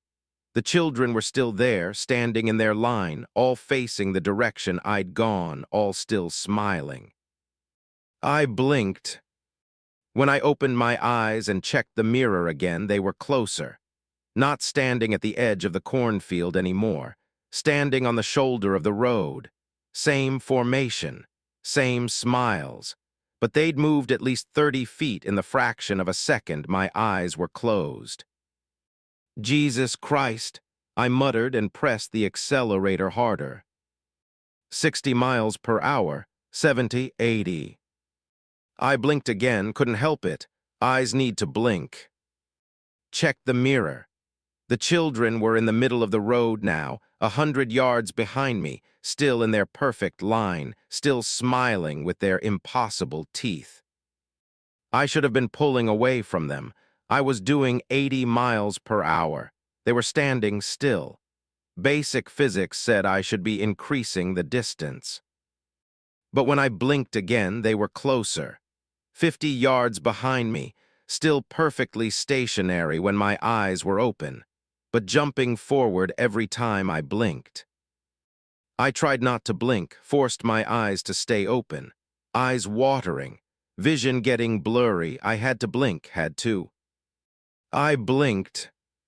30 yards behind me, I could see individual faces now, all similar, like siblings, or like the same child repeated 47 times with minor variations, and those teeth, row after row after row, spiraling back into mouths that opened wider than mouths should open. I was screaming now, foot pressed flat on the accelerator, truck straining, engine roaring. 90 miles per hour on a rural highway. Insane, suicidal, better than letting those children catch me. Blinked. 10 yards. Blinked. 5 yards. I could see them in my regular rearview mirror now, not just the side mirrors. Could see the one in front, a girl maybe 8 years old, reaching out her hand toward my trailer. Blinked. They were touching the trailer. All 47 of them, hands pressed against the rear doors, running alongside the truck at 90 miles per hour, their legs moving in perfect synchronization, their feet not quite touching the ground. And they were laughing. I could hear it over the engine, over the wind, children laughing, a sound that should be joyful but was instead the most horrifying thing I'd ever heard. The trailer started to shake. I could feel them pulling on it, trying to drag it to a stop, their combined strength somehow matching the power of a diesel engine. My speedometer dropped, 85, 80, 75. No, no, no, I chanted. Get off, get the fuck off my truck. I saw lights ahead. A town, the next town had to be, gas stations, houses, people, safety. The children pulled harder. My speed dropped to 60, 50. I grabbed my CB radio. Mayday, anyone listening, I've got. What did I have? What could I possibly say? I need help, Route 136, approaching. I looked at the sign ahead. Approaching Blandonsville, please, if anyone can hear me, I need. The CB exploded. Sparks and smoke and the smell of burning electronics. The children's laughter got louder, like they found my attempt at communication hilarious. 40 miles per hour. The town was close, quarter mile maybe. I could see a gas station, lights on, a car at the pump, actual living people. 30 miles per hour. The trailer was fishtailing now, the children's pull uneven, dragging it side to side. 20 miles per hour. I wasn't going to make it. They were going to stop me here in the dark between towns, and then, what? What did they want? What would they do? I unhooked my seatbelt, made a decision. If the truck stopped, I'd jump out, run for the town, leave the truck, leave everything, just survive. 10 miles per hour. The gas station was right there, right fucking there, 100 yards away. 5 miles per hour. The children were pulling themselves forward along the trailer, climbing toward the cab, their laughing faces appearing in my mirrors, surrounding me. I saw the man at the gas pump, saw him looking in my direction, saw him see my truck crawling along at walking speed, covered in climbing children. He waved at me.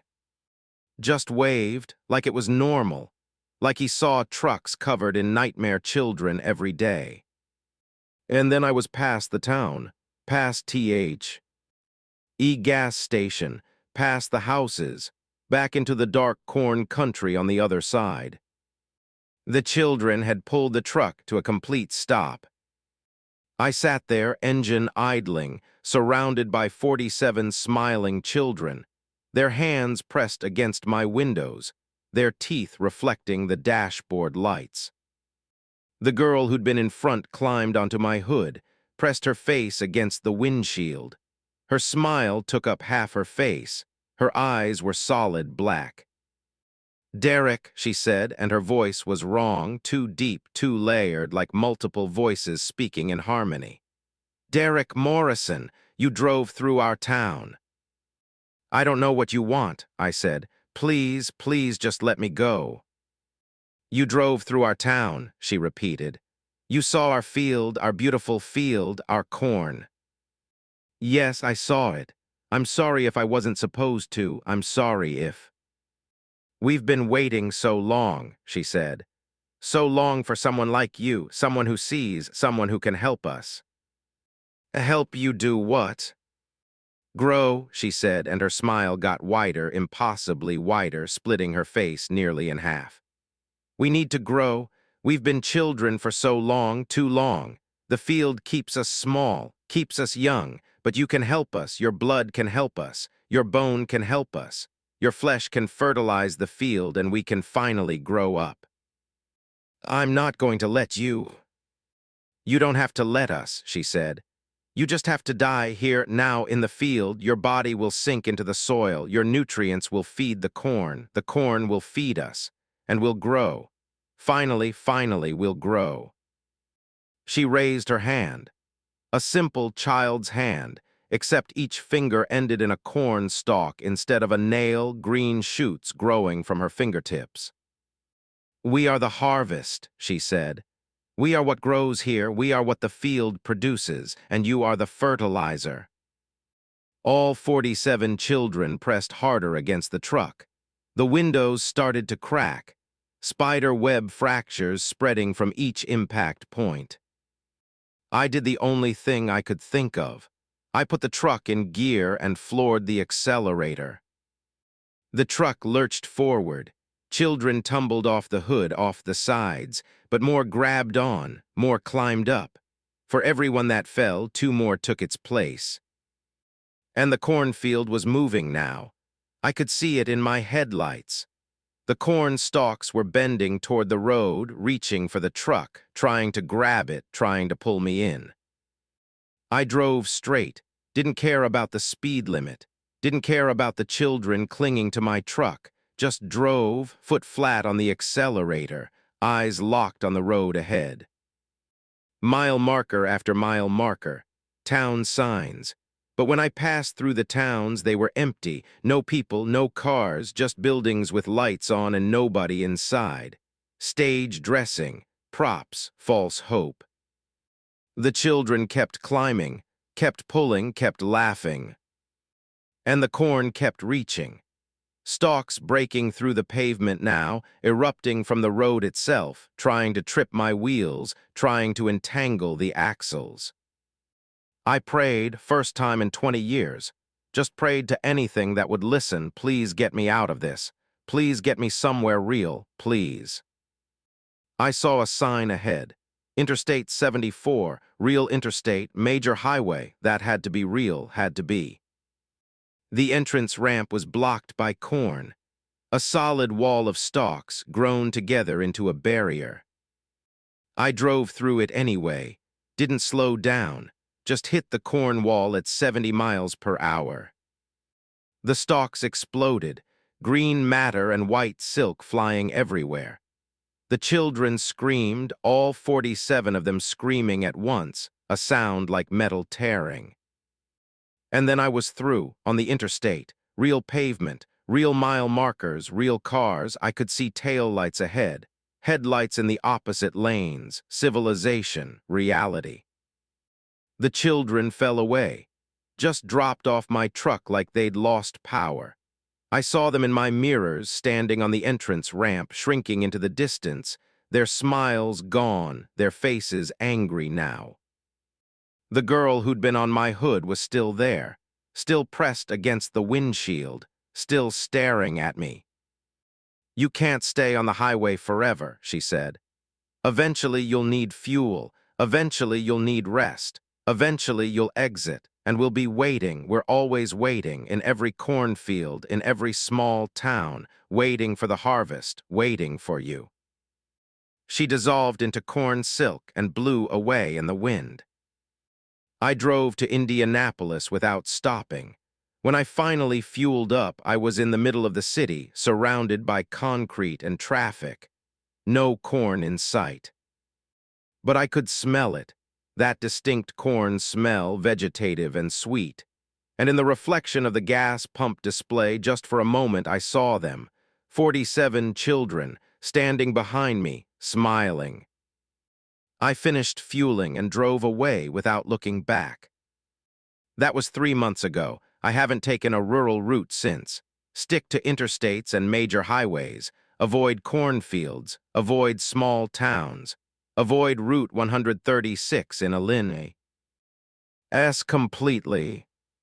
But sometimes when I'm driving through farm country, even on the interstate, I see them in the fields, standing in their lines, facing the road, watching the trucks pass, waiting. Waiting for harvest.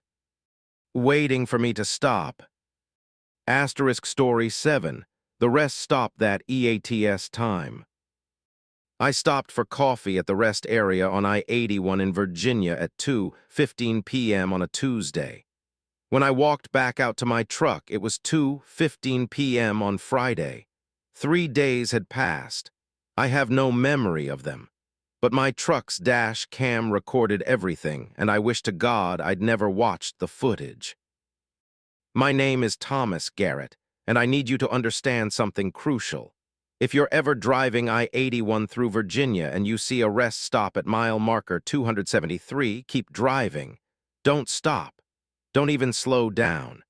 Because that rest stop exists in a pocket of time that moves differently than the outside world, and if you stop there, you might lose more than just hours or days.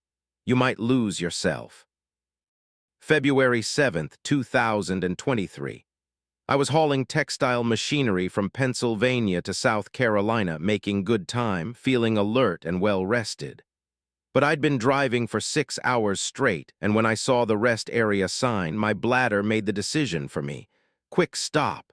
Bathroom, coffee, back on the road, 10 minutes tops. The rest area looked normal. Typical highway rest stop, parking lot. Small building with restrooms and vending machines, a few cars, a couple of other trucks, nothing unusual. I parked. Checked my phone. 2:15 p.m., plenty of time to make my delivery window. I went inside, used the bathroom, everything normal, washed my hands, looked at myself in the mirror. I looked like I always did, tired trucker in his 50s, graying beard, coffee stains on my shirt. I walked to the vending machine, got coffee, bad coffee. The burnt kind you get from machines that haven't been cleaned in months. I drank it anyway. That's the last thing I remember clearly. The next memory I have is walking back out to the parking lot. Slightly different light. Something felt off. I checked my phone. 2:15 p.m., Friday. I'd lost 3 days.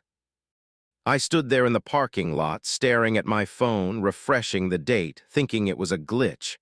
But my phone doesn't glitch like that. The date was right. The time was wrong. Or rather, the time was exactly what it had been when I entered, but days had passed. I ran to my truck, checked the dash cam. I record everything on the road for insurance purposes, continuous recording. If I'd been here for 3 days, the cam would show it. I pulled up the footage, started at 2:15 p.m. Tuesday. The video showed me parking, showed me walking into the rest stop building, then nothing. The camera recorded the empty parking lot for 3 days, cars and trucks coming and going, people entering and leaving the building, day turning to night turning to day, time lapse of normal rest stop activity. But I never came out. The camera never showed me exiting the building, never showed me returning to my truck. I simply wasn't in the footage, even though I was clearly here now. I fast-forwarded through all 72 hours, watched the entire 3 days in 20 minutes. Other people came and went normally, 10-minute stops, 15 minutes, half hour at most, but not me. Then at 2:15 p.m. Friday, the footage showed me walking out of the building and across the parking lot, returning to my truck exactly as I remembered, like I'd been inside for 10 minutes instead of 3 days. I called my dispatcher, voice shaking. "Garrett, that you? Where the hell have you been? Your GPS has been stationary for 3 days. We were about to file a missing person report." "I stopped for coffee," I said. "Just coffee 10 minutes ago, but apparently it's been 3 days." "What, are you drunk? Hi. 3 days, Garrett. Your delivery was supposed to be yesterday. The client is furious. What the hell happened?" I couldn't explain, couldn't make sense of it. I told him I'd been sick, food poisoning, bad enough to lose track of time. He didn't believe me, but what else could I say? I hung up and sat in my truck trying to process. 3 days, gone, deleted. Where had I been? What had I been doing? I should have driven away then. Should have chalked it up to some kind of medical episode and gotten myself checked out. But I needed to know, needed to understand. I went back inside the rest stop. The building was exactly as I remembered. Small, clean bathrooms, vending machines, a display with tourist brochures, a couple of people walking around, everything normal. Except the clock on the wall. It showed 2:15 and it wasn't moving. The second hand was frozen in place. I watched it for a full minute. It didn't tick, didn't move, just stuck at 2:15. I looked at my phone, 2:27 p.m. Friday. The phone was keeping time normally. But the wall clock was frozen. I approached one of the people in the building, a WAM, and maybe 40, looking at the tourist brochures. "Excuse me," I said. "Do you know what time it is?" She looked at me, smiled, didn't answer, just kept smiling. "Ma'am, what time is it?" She kept smiling, not blinking, not moving, frozen mid-gesture, hand reaching for a brochure. I touched her shoulder. She was solid, warm, real, but completely motionless, like a paused video, like time had stopped for her but not for me. I checked the other person in the building. A man at the vending machine, also frozen. Mouth open, coin in hand, arm extended, completely still. The rest stop had stopped. I ran outside. The parking lot was active, cars moving, people walking, normal time. But the moment I crossed the threshold back into the building, everything inside was frozen again. 2:15, always 2:15. I stepped out, checked my phone. 2:31 p.m. Time was passing normally out here. Stepped back in. Clock still showing 2:15, people still frozen. The building existed in a bubble, a moment that had been cut out of time and preserved. 2:15 p.m. repeated forever. And for 3 days I'd been inside it, trapped in that moment. But I'd been moving, acting, doing something. The question was, what? I found my answer in the basement. I'd noticed a door marked Maintenance Authorized Personnel Only near the bathrooms. It was unlocked. I opened it, stairs leading down. I should have left, should have run, but I needed to know. The stairs descended into darkness. I used my phone's flashlight. The stairway was longer than it should be. The rest stop building wasn't that tall. These stairs went down at least 30 feet. Impossible for a single-story rest stop building. At the bottom, a corridor, concrete walls, fluorescent lights flickering. The corridor extended in both directions, curving, disappearing into distance that shouldn't exist inside a roadside rest stop. I walked left, arbitrary choice. The corridor was lined with doors, metal doors with small windows. I looked through the first window. Inside was a copy of the rest stop's main room. Exact copy, same layout, same vending machines, but the clock showed 2:16, and there were people inside moving in slow motion. A man walking to the bathroom, his movements glacial, each step taking 5 seconds, each blink taking 2 seconds. I moved to the next door, another copy of the main room. Clock showing 2:17, people moving slightly faster, still slow motion but more normal. Next door, 2:18, people moving at near normal speed. I realized what I was seeing. Each room was a minute. A single minute stretched out and preserved. The corridor was time itself, each door a discrete moment. I kept walking. 2:19, 2:20, 2:21, the corridor curved, spiraling. I followed it. 2:30, 3:00, 4:00, hours passing, days passing, all the minutes that should have occurred in the rest stop, all preserved, all accessible. And then I found Tuesday, 2:16 p.m., the minute after I'd entered. I looked through the window. I was in there, I could see myself, standing at the vending machine, getting coffee, but I was moving in slow motion, everything in slow motion. I watched myself take the coffee cup, watched it take 30 seconds for my hand to close around it, watched my face move in minute increments. I moved to the next door, 2:17 p.m. Tuesday. I was still at the vending machine, drinking coffee in slow motion, taking minutes to swallow a single sip. Next door, 2:18, still drinking.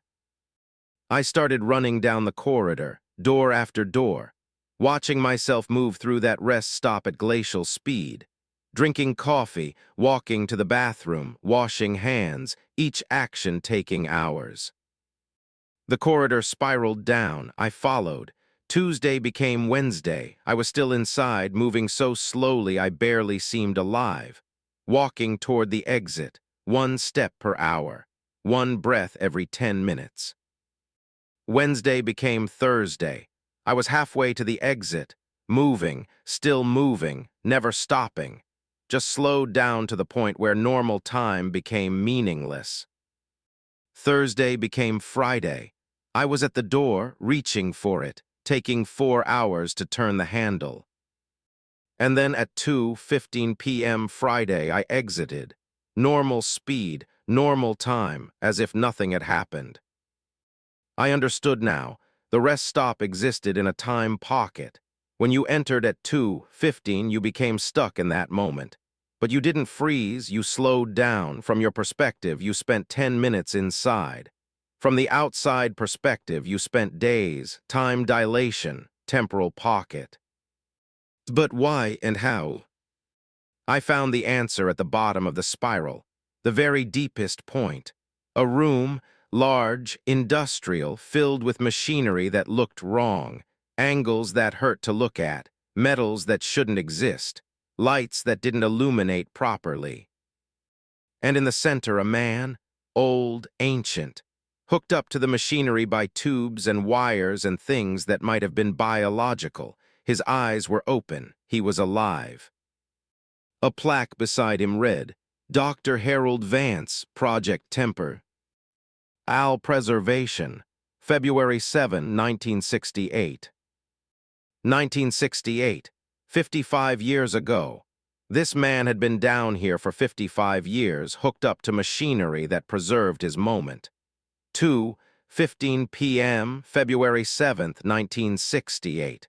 The rest stop had been built around him. The time pocket had been created to keep him alive, to preserve his moment forever. But it had leaked, the effect had spread. Now anyone who entered the rest stop at 2:15 got caught in his preserved moment, slowed down, stretched out, lost. I was staring at him when his eyes moved. Slowly, so slowly, but they moved and focused on me. His mouth opened. It took 5 minutes. His voice was so low-pitched and slow that I couldn't understand it, but I recorded it on my phone. Later, when I sped it up 100 times, I could hear what he was saying. Help me, please help me, kill me, end this.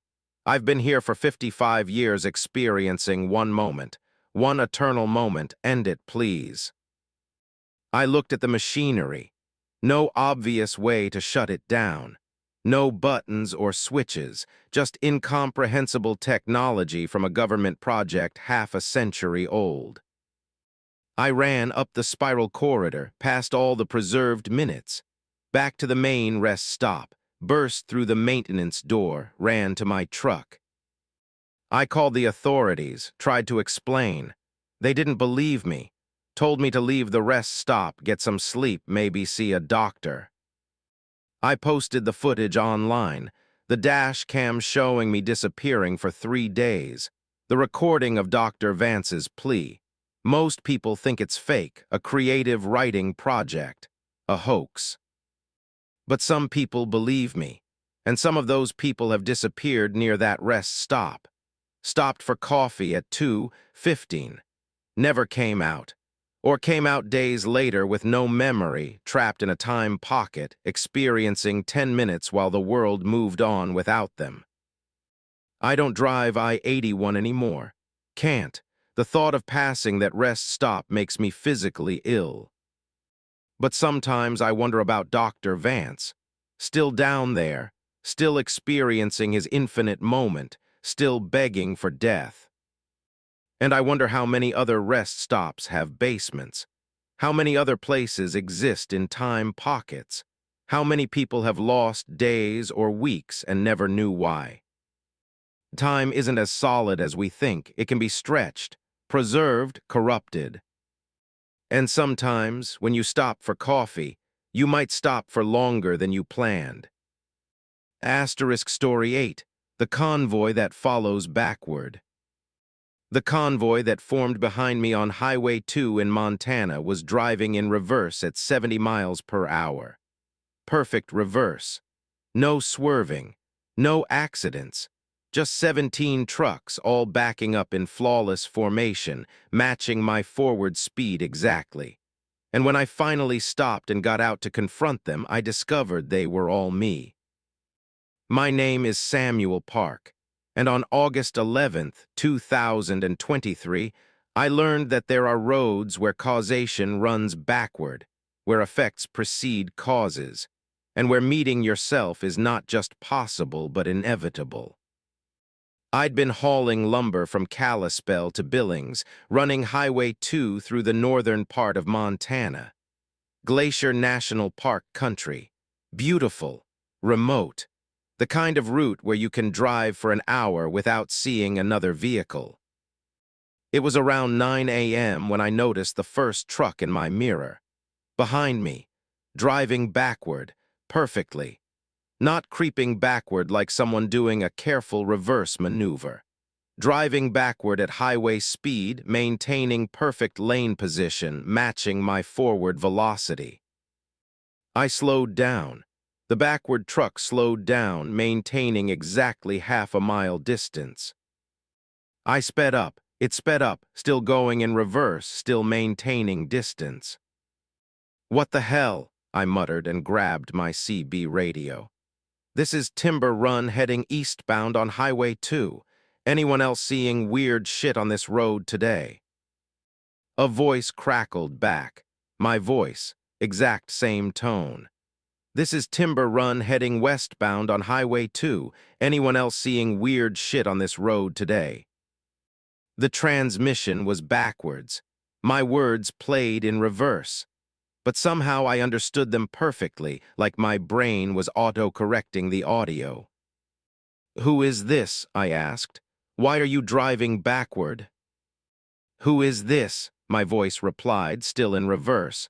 "Why are you driving backward?" I looked in my mirror. 2 trucks now, both backing up, both matching my speed, both. I grabbed my binoculars. Both had the same company logo as mine, same truck model, same trailer. A third truck appeared, materialized out of heat shimmer like it had been there all along and I just hadn't seen it. Also driving backward, also identical to mine. Then a fourth, fifth, sixth.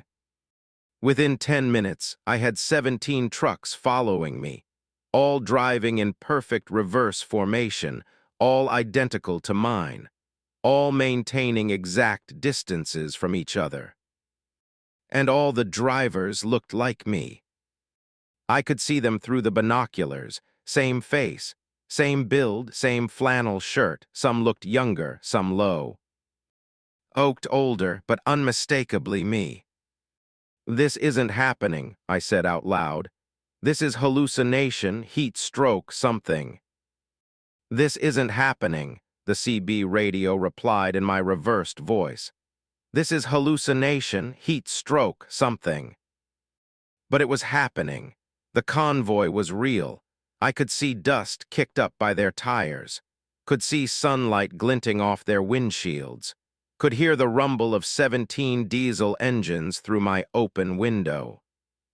I pulled over, stopped completely, put the truck in park. The convoy behind me stopped as well, still in reverse. All 17 trucks came to a halt, maintaining their formation, their relative distances perfect. I got out, started walking toward them, heart pounding, mouth dry. As I walked, they got out too. All 17 of me stepped out of their cabs, started walking toward me. We met in the middle of the road. I stood facing myself 17 times over. Some versions were close to my current age. Others were younger by decades. One looked like me in my 20s. Another looked like me in my 70s if I live that long. "What is this?" I asked. The youngest version spoke first. His voice sounded normal, not reversed. "You're driving into your past, we're driving into our future. We're all you, Samuel, different times, different moments, but all you." "That doesn't make sense. Time doesn't work that way." "It does here," an older version said. He had more scars than me, more gray in his beard. "Highway 2 between mile marker 134 and mile marker 167, time flows backward. Has for years, some kind of anomaly. Maybe natural, maybe man-made, nobody knows. But if you drive this stretch going east, you start moving back in time. And if you drive it going west, you move forward." I tried to process this. "So you're all future versions of me? You've all been here before?" "Yes," they said in unison. All 17 voices, all mine. The oldest version stepped forward. He looked bad, sick. "I'm you from 30 years in the future. This is my last run. I'm dying, cancer, 3 months left. And I came here because I wanted to see this moment again. The moment when young Samuel figures out what this road does." "And I'm you from 5 years in the future," another said. "Still trucking, still healthy, just wanted to see the convoy, wanted to experience the weird again." "I'm you from 2 months in the future," another said. "You're going to have a close call in September. Bad accident, almost die. You'll think about this convoy afterwards, wonder if it was real. I'm here to confirm it was." I was shaking. How is this possible? How can you all be here at the same time? "Because time isn't linear on this road," the youngest me said. "It's a loop. When you drive east, you go back. When you drive west, you go forward. We've all driven this road at different points in our lives, and because time is broken here, we can all meet at once. The convoy is every version of you that ever drives this stretch, all overlapping." "Then why are you driving backward?" I asked. "Why in reverse?" "Because we're going the opposite direction through time," middle-aged me explained. "You're driving east, moving backward through time toward your past. We're driving west, moving forward through time toward our future. From your temporal reference, we're going backward. From our temporal reference, you're going backward." My head hurt. "So if I keep driving east, I'll go back in time? I'll get younger?" "You'll experience events from your past," the oldest me said.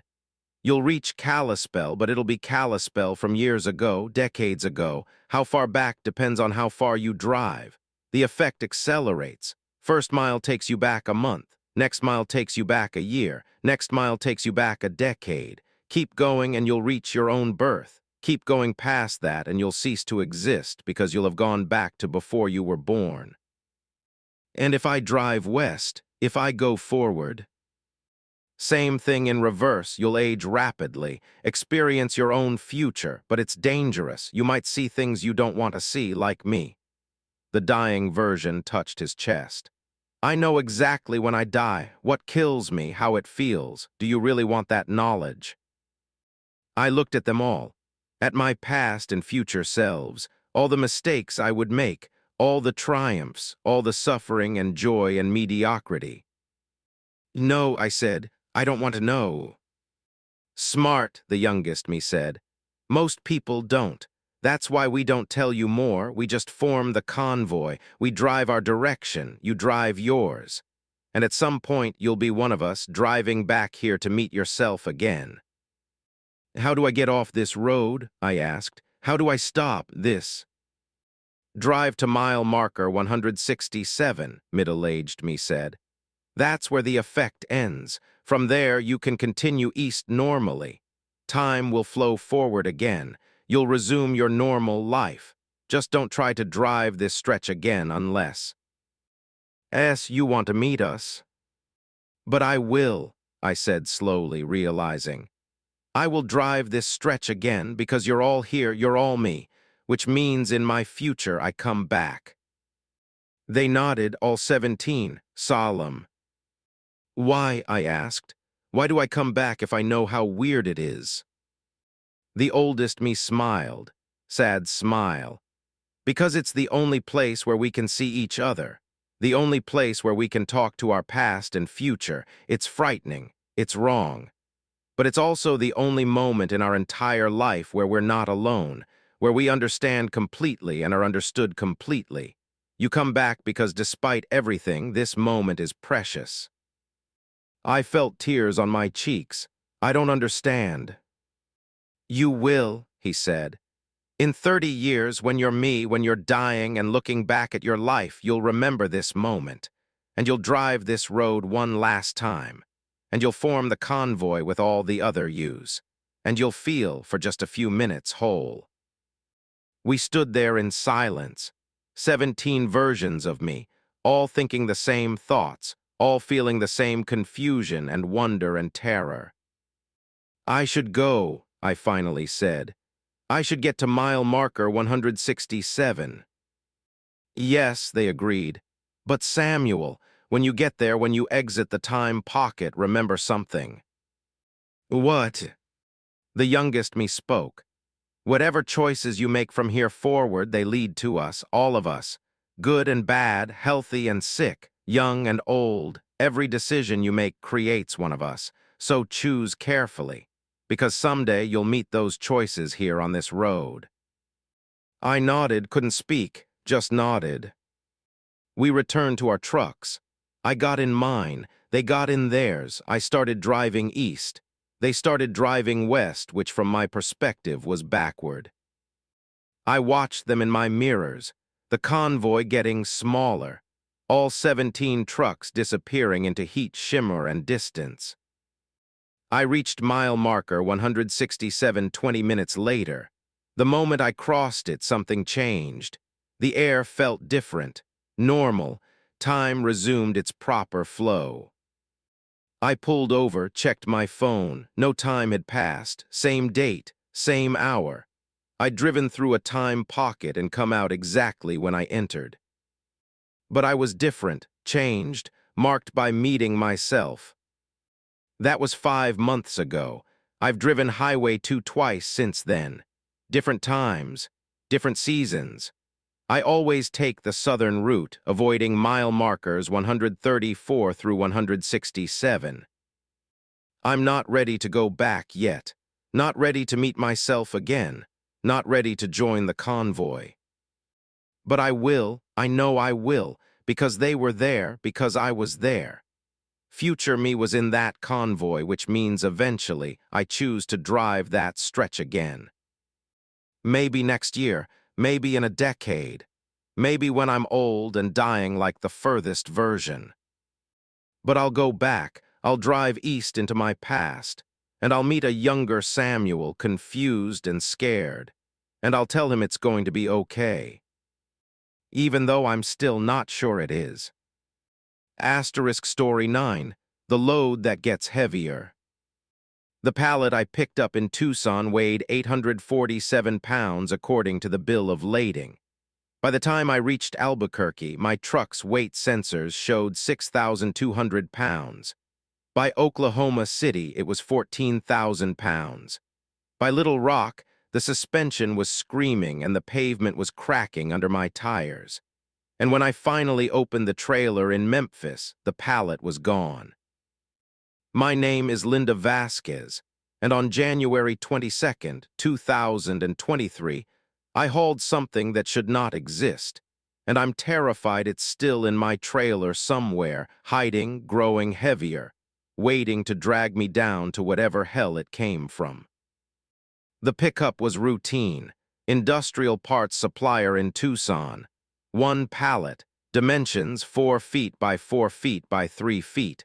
Weight 847 pounds, destination automotive factory in Memphis. Pay standard rate, nothing unusual in the paperwork. The warehouse loading dock was empty when I arrived at 5 a.m. Just one guy in a forklift waiting, young guy, early 20s. He looked nervous. "You Linda Vasquez?" he asked. "Oh, that's me." "Sign here." He handed me a tablet. I signed. He loaded the pallet quickly, strapped it down in the center of my trailer, and closed the doors before I could get a good look at it. "Drive safe," he said. "Don't stop, don't open the trailer, just deliver it, yeah." "What is it?" I asked. "Better if you don't know." He walked away quickly, leaving me standing in the empty lot with a weird feeling in my gut. I should have refused the load, should have opened the trailer and inspected the cargo. But I needed the money. Rent was overdue. So I got in my cab and started driving. The first 100 miles were normal. I east out of Tucson, heading toward New Mexico. Clear roads. Good weather, radio playing, everything fine. Then my truck started handling weird, sluggish, like the load had shifted, though that was impossible with how tightly it was strapped. I checked my mirrors. Trailer looked normal, no saw. Jing, no visible problems. But the sluggishness got worse. By the time I crossed into New Mexico, I was struggling to maintain speed on the inclines. Engine straining. Transmission working harder than it should for an 847-pound load. I pulled into a weigh station outside Deming, rolled onto the scale. The display read 52,847 pounds. I looked at the number, looked at the weight master in the booth, looked back at the number. My truck empty weighed about 35,000 pounds. With an 847-pound load, I should be weighing 35,847 pounds, maybe 36,000 with fuel. "Scale must be broken," I said to the weight master through the intercom. He shook his head. "Recalibrated this morning, you're overweight, gonna need to see your paperwork." I showed him the bill of lading, 847 pounds. He looked at it, looked at the scale reading, looked at me. "Something's wrong here," he said. "You're showing 52,847. That's 17,000 pounds over your load claim. Either your paperwork is wrong or you're hauling something you didn't declare." I loaded 1 pallet in Tucson. That's it, 847 pounds. Then you need to open that trailer and figure out where the other 16,000 pounds came from. We walked to the back of my trailer. I unlocked the doors, opened them. 1 pallet, 4 by 4 by 3 feet, strapped down, alone in the empty trailer. Same pallet, same straps, same position. But it had crushed the trailer floor beneath it. The metal was bent, bowing under the weight. The pallet itself looked normal, not visibly heavier, but the floor damage was obvious. "Jesus," the weight master whispered. "What the hell is that thing?" "I don't know," the shipper didn't say. He looked at the bill of lading again. "Says here industrial components." "That ain't industrial components, that's—" He trailed off, stepped away from the trailer. "You need to get that thing off my way station, now." "But—" "Now I don't care where you take it, just get it off my property. That thing ain't right, I can feel it." He could feel it, I could too. A wrongness, a pressure. Like the pallet was too real, too present, taking up more space in reality than it should. I closed the trailer doors, got back in my cab, drove away from the way station with the weight master watching me go, phone to his ear, probably calling someone. The load kept getting heavier. By Albuquerque, I couldn't make it up hills without downshifting to third gear. By Amarillo, my suspension was bottoming out on every bump. By Oklahoma City, other drivers were honking and staring because my trailer was visibly lower than normal, the wheels straining, the frame sagging. I stopped at a truck stop in Oklahoma City, got out, walked to the back of the trailer. The pavement underneath had cracked, just from me parking. The weight was so enormous that the asphalt couldn't support it. I opened the trailer doors again. The pallet had sunk through the floor, not crushed it, sunk through it, like the metal was water. The pallet was now sitting 3 feet lower than it should be, surrounded by the warped remains of the trailer floor. And it was bigger. Not much, maybe 6 inches longer, 6 inches wider, but definitely bigger than it had been in Tucson. I called the shipper, the number on the bill of lading. It rang once and went to a disconnected message. I called the destination, the automotive factory in Memphis. The receptionist had no record of my delivery, no purchase order, no one expecting industrial components from Tucson. "This is a mistake," she said. "We don't have anything scheduled from Arizona." "But the paperwork says—" "I don't care what your paperwork says. We're not expecting you, don't come here." She hung up. I sat in the truck stop parking lot, engine off, trying to think. I was hauling a load that was getting heavier by the hour, crushing my trailer, and nobody wanted it. Nobody acknowledged sending it or expecting it. I Googled the shipper's name. The company didn't exist. The address was a vacant lot. The contact person listed on the bill of lading had no online presence. No LinkedIn, no Facebook, no nothing. The load was illegal, or impossible, or both. I thought about abandoning it, just leaving the truck and walking away. But truckers don't do that. The truck was my livelihood. I couldn't just abandon it. So I kept driving toward Memphis because I didn't know what else to do. By Tulsa, the trailer's axles were bent. By Fort Smith, the tires were showing cords. By Little Rock, I was going 30 miles per hour on flat ground, engines screaming, every mechanical system pushed beyond design limits. And the pallet was definitely growing. I could see it through the open trailer doors, now 6 feet by 6 feet by 5 feet, twice the size it had been, still made of the same wooden boards, still strapped down, but bigger, heavier. I pulled into a rest area outside Little Rock. Had to, the truck couldn't continue. The suspension was out to fail completely. I walked to the trailer. The pallet had broken through the floor entirely now, was resting directly on the pavement.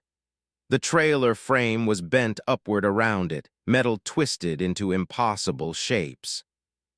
I touched the pallet. The wood was warm, almost hot, and I could feel vibration, like something inside was moving, breathing, growing. A voice behind me, You shouldn't have stopped. I turned, the forklift operator from Tucson, the nervous young guy, standing in the rest area parking lot at 2 in the morning, 500 miles from where I'd picked up the load. How did you, I started. I told you not to stop, told you to deliver it directly. Now it's too late. Too late for what? What the hell is this thing? He looked at the pallet. His face was pale. A seed. A seed, what does that mean? A seed for something that grows in weight instead of size. It started at 847 pounds. By the time it reaches critical mass, it'll weigh as much as a planet. And then it'll do what seeds do. It'll put down roots. I stared at him. You're insane. Am I? You've been driving for 18 hours. That pallet has gained 16,000 pounds. Do the math. In another 12 hours, it'll weigh 100,000 pounds. In another day, 1,000,000. In a week, it'll have its own gravitational field. It'll start pulling things toward it. Buildings, cars, people, everything within a mile. And then it'll punch through the Earth's crust and seed itself in the mantle. And something will grow, something massive. Something that's been trying to take root on Earth for a very long time. Why would you ship that? Why would anyone ship that? Because we were paid, because we didn't ask questions, because we were stupid. He pulled out a gun. And now I have to make sure it doesn't reach critical mass, which means I have to destroy it, and your truck, and you. He raised the gun. I ran, didn't think, just ran across the rest area, into the darkness. Behind me I heard gunshots, felt a round pass close to my head, kept running. More shots, then silence. Then a sound, a deep, resonant tone, like metal under impossible stress. I looked back. The trailer had collapsed entirely. The pallet was sitting on the pavement, glowing now, faint red light emanating from the wood.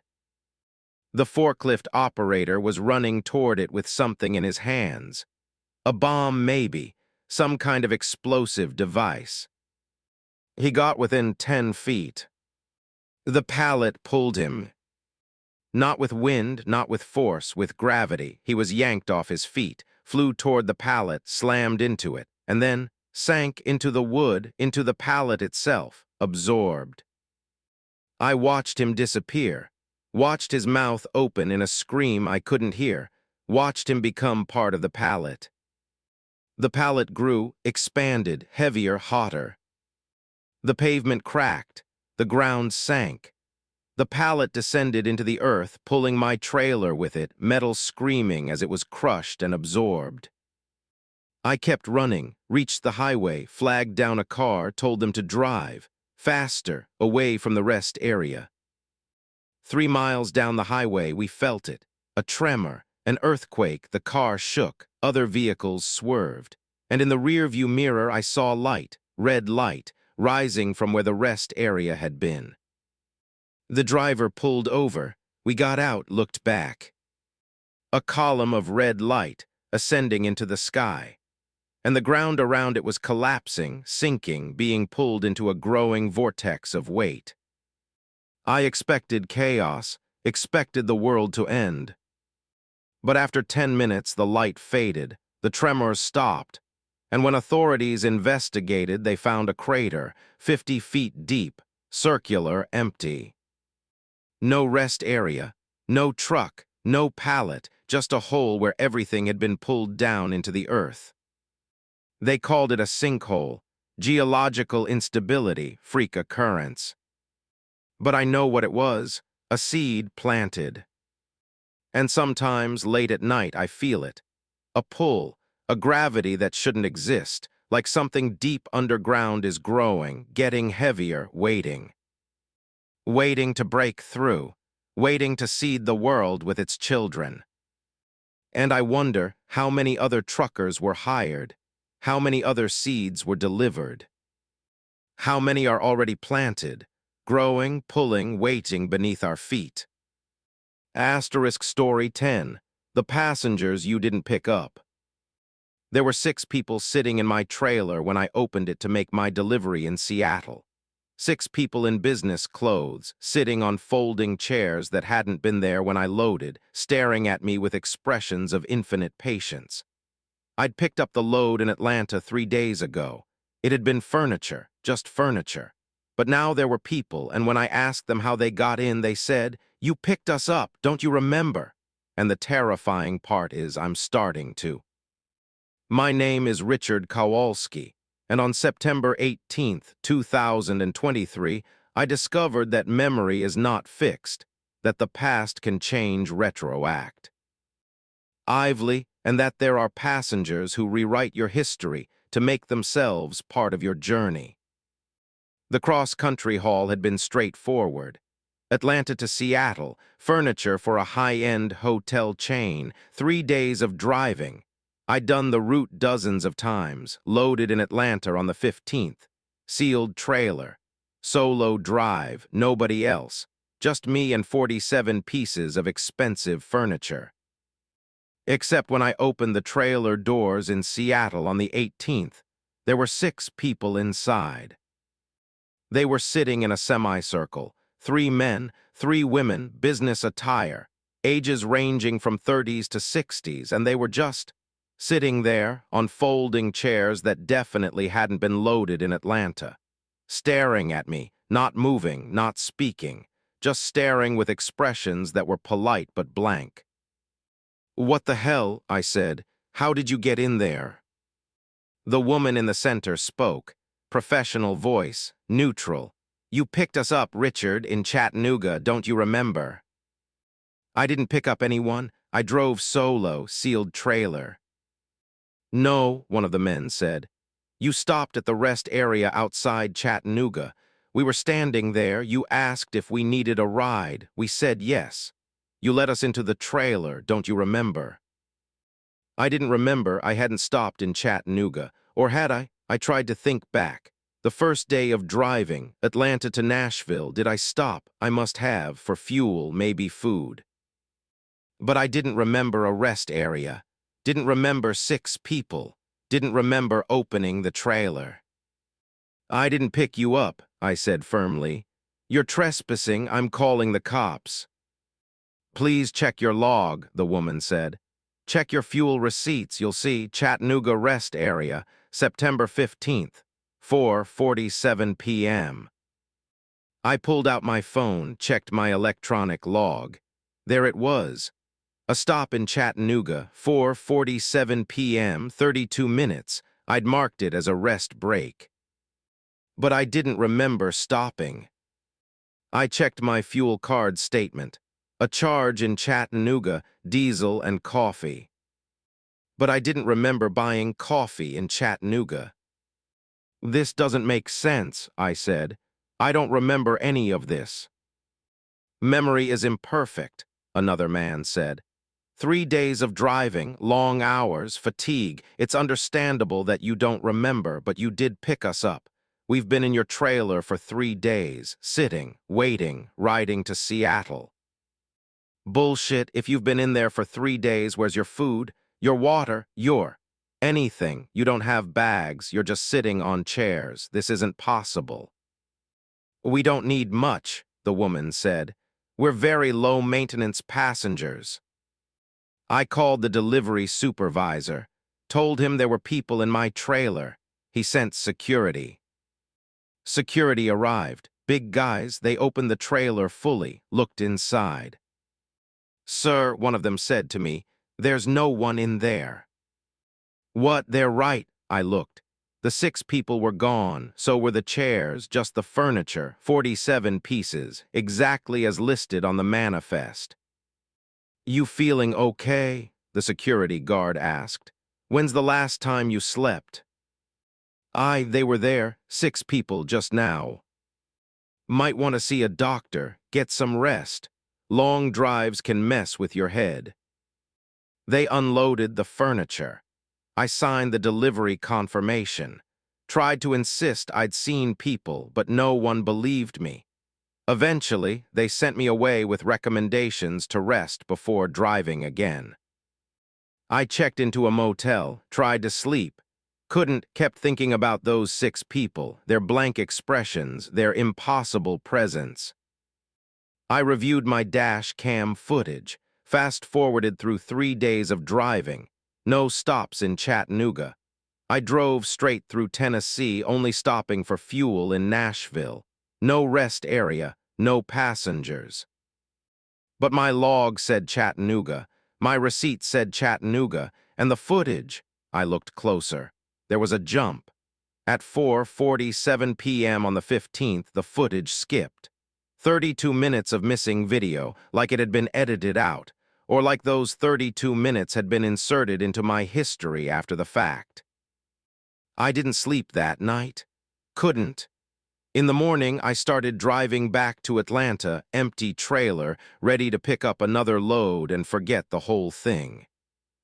But at a rest area outside Spokane, I saw them again. 6 people, same 6, standing by the side of the road.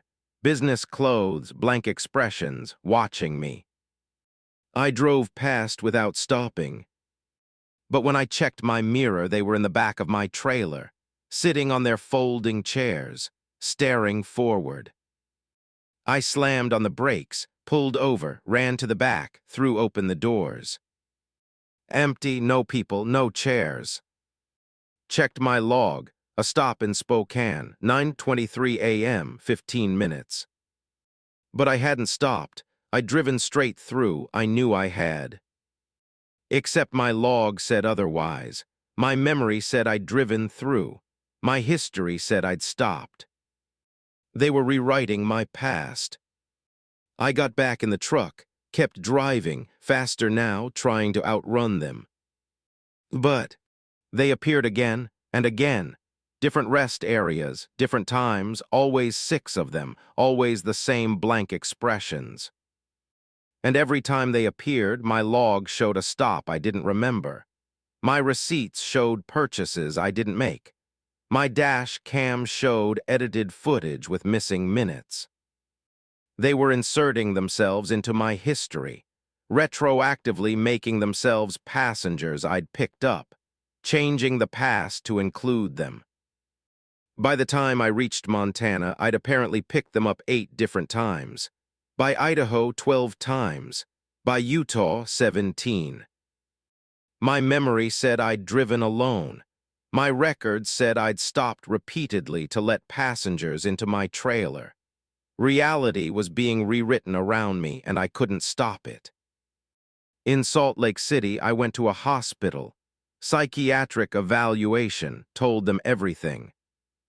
They checked my log, saw the stops, saw the timestamps, saw the fuel receipts. Mr. Kowalski, the psychiatrist said, it seems clear you've been stopping regularly. Your own records prove it.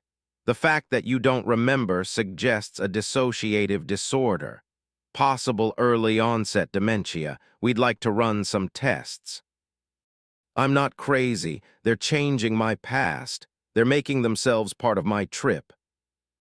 Who is they? The passengers, the 6 people. What 6 people? I turned around. They were sitting in the hospital waiting room, 6 people in business clothes, blank expressions. One of them waved. Them, I pointed. The psychiatrist looked. Mr. Kowalski, there's no one there.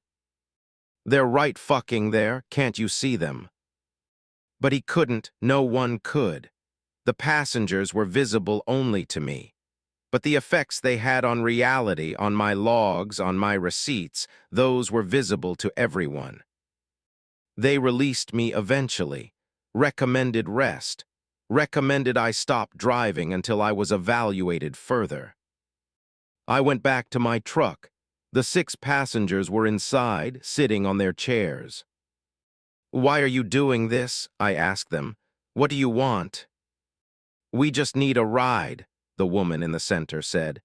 We've been waiting a very long time for a driver who can see us. Most drivers can't. They pick us up and drop us off without ever knowing we were there. But you're different, Richard. You see us, which means you can help us. Help you do what? Remember, she said. We need you to remember that you picked us up. We need to become real in your history, solid, fixed. Once you truly remember us, once your memory aligns with the records we've created, we can move on. We can reach our destination. What destination? Home, one of the men said. We've been traveling for 40 years, hitchhiking in trailers, rewriting histories, becoming passengers retroactively, trying to get home. But we can only move forward when a driver remembers us. When the past and the records align, will you remember us, Richard? Will you let us become real? I wanted to say no, wanted to refuse, but I was tired, so tired. And the more I thought about it, the more I realized. Maybe I had picked them up, maybe I'd stopped in Chattanooga, maybe I just forgot. Memory is imperfect, after all. Chattanooga, I said slowly. 4:47 p.m., September 15th. I stopped for coffee. You were standing by the rest area. You asked for a ride. I said yes. I opened the trailer. You got in. Yes, the woman said. Yes, that's right. You remember now. And I did. The memory solidified. I could see it. The rest area, the 6 people, their blank expressions, my decision to help them, opening the trailer, them climbing in. It had happened. I remembered it happening. Thank you, the woman said. Thank you for remembering. Thank you for making us real. And they faded, not disappeared, faded, like they'd always been fading and I just hadn't noticed. They became transparent, then translucent, then gone. The folding chairs remained for a moment, then they faded too. I was alone in my empty trailer. But my log still showed the stop in Chattanooga. My receipt still showed the coffee purchase, and I still remembered picking them up, even though some part of me knew I hadn't. I'm still driving, still making deliveries, but I check my trailer more carefully now. Look for passengers I didn't pick up, passengers who rewrite history to become part of my journey.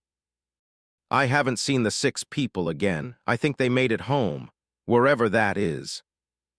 But sometimes I see others, different people, different blank expressions, standing by rest areas, waiting. And I drive past without stopping. Because I know now. I know that some passengers don't hitchhike in the present. They hitchhike in the past. They change your memory. They become journeys you never took but can't forget. And once you remember them, they're real. Forever part of your history. Forever passengers you picked up even though you didn't. The road rewrites itself. The past is never fixed. And sometimes, the people in your trailer are ghosts of trips that never happened. Until you remembered them.